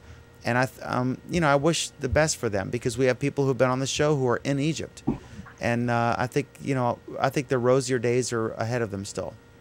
So I wish them well. And I'm guessing that the guy who's the Muslim Brotherhood head and is going to beat the Mubarak guy, because they don't want to go backward, they want to go forward.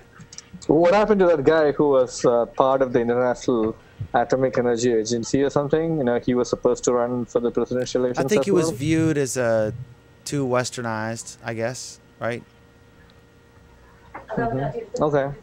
And it's all about fundraising, just like here. It's about how much money you got, how much influence you got, how many, the Muslim Brotherhood is a very dominant force in Egypt. I'm not an expert, but I'm just saying from various reports from different sources I've seen. But they're going to have a runoff between that guy and the former Prime Minister under Mubarak, and I don't see that Mubarak, anybody associated with him, is going to win. So my money is on get used to saying that the Muslim Brotherhood guy is winning, but he's not some from what I've heard, he's not some fanatic. He's the least. I mean, he's the best option they got, and we'll see. Hopefully he'll be a great president. He'll do a great job representing his people. He'll do a good job. We've always had good relationships with Egypt. During the whole uprising, we had U.S. troops there, and we we give them a lot of money every year. We have like a mini U.S. base there. So, as much as it seemed like a chaos and there's shots fired and everything, our U.S. troops were there the whole time. So we have a long-standing relationship with the U.S. military, and as with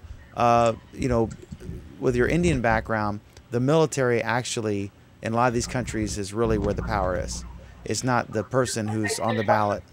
Not exactly in India, but I agree to that generally. I remember Gandhi got killed. I remember who else got killed? How many Indian prime ministers or whatever have been killed? More in Pakistan than India, right? Right, but India is considered a sovereign socialist democratic republic. But what I'm saying is that military in India is not as powerful as it is in Pakistan or many other countries I know where the military is dominant. But yes, I agree that more than often there are countries, most of the countries I know with a powerful military. Even if you look at the United States for a moment, the military strength here in controlling day-to-day life is probably invisible, but it is very present, right? So anyway, I couldn't join early. I'm heading down to Dan Country. I'm heading down to Fairfax, Luray Cavern tomorrow. So are you serious? You're going to Luray Caverns? Yes, I am. Luray Caverns is fun. It's fun. I've never been there. Is it good? That's 15 minutes from me. Really? I'm gonna drop by, Dan. Are you serious? I'm gonna expose your secrets to the world, Dan. Tomorrow you can see an expose. Have you guys plus Dan dirt on Dan yet? No, seriously. No, literally, they're 15 minutes from me. Are you seriously going to be in Luray Caverns tomorrow? Yeah, I'm gonna ask for your number and you can send me later. You don't have yeah. Do that because we'll hook up. You two should do a Pearl hang out in real life. Oh, that'd be great to meet you. Yeah, big awesome. We'll have to do some sort of recording or something. I'm sorry. You were promising hugs last time. Remember that? Sure. Eventually, I'm going to end up in Fairfax, so I'm going to Luray Caverns tomorrow morning. Tomorrow morning? Yeah. I'm going to drive from here around 8 o'clock. I'm in Jersey. I'm in my brother-in-law's place. Yes. Are you going to go down 340 or 81 or what? This is a little inside. I think it's 295, 66 or something. Can you call me? Do you have my number? Okay. Well, send it to me. I'll send it to you. Okay. My secret phone number. Okay. So, let's talk in about 5 minutes, Rick. All right. So, I want to thank everybody. I'm on 4 hours sleep, and I'm going to close it. I'm not going to do the after party. You guys, when I leave, I think you guys will still be in the Hangouts, so y'all can, keep doing your thing. But I want to thank everyone for watching so much. I love all you guys. I love all you participants. And I want to wish everyone a great Memorial Day weekend. And everyone drive safe and be safe. And let's not have any more people to remember on Memorial Day next year. But let's all be here. So thanks so much. Have a great, wonderful, it was an awesome show. Really good. Thanks to everybody. For me, I love you, baby. And everyone have a wonderful, wonderful Google Plus week. So thanks so much. Good night. And bam.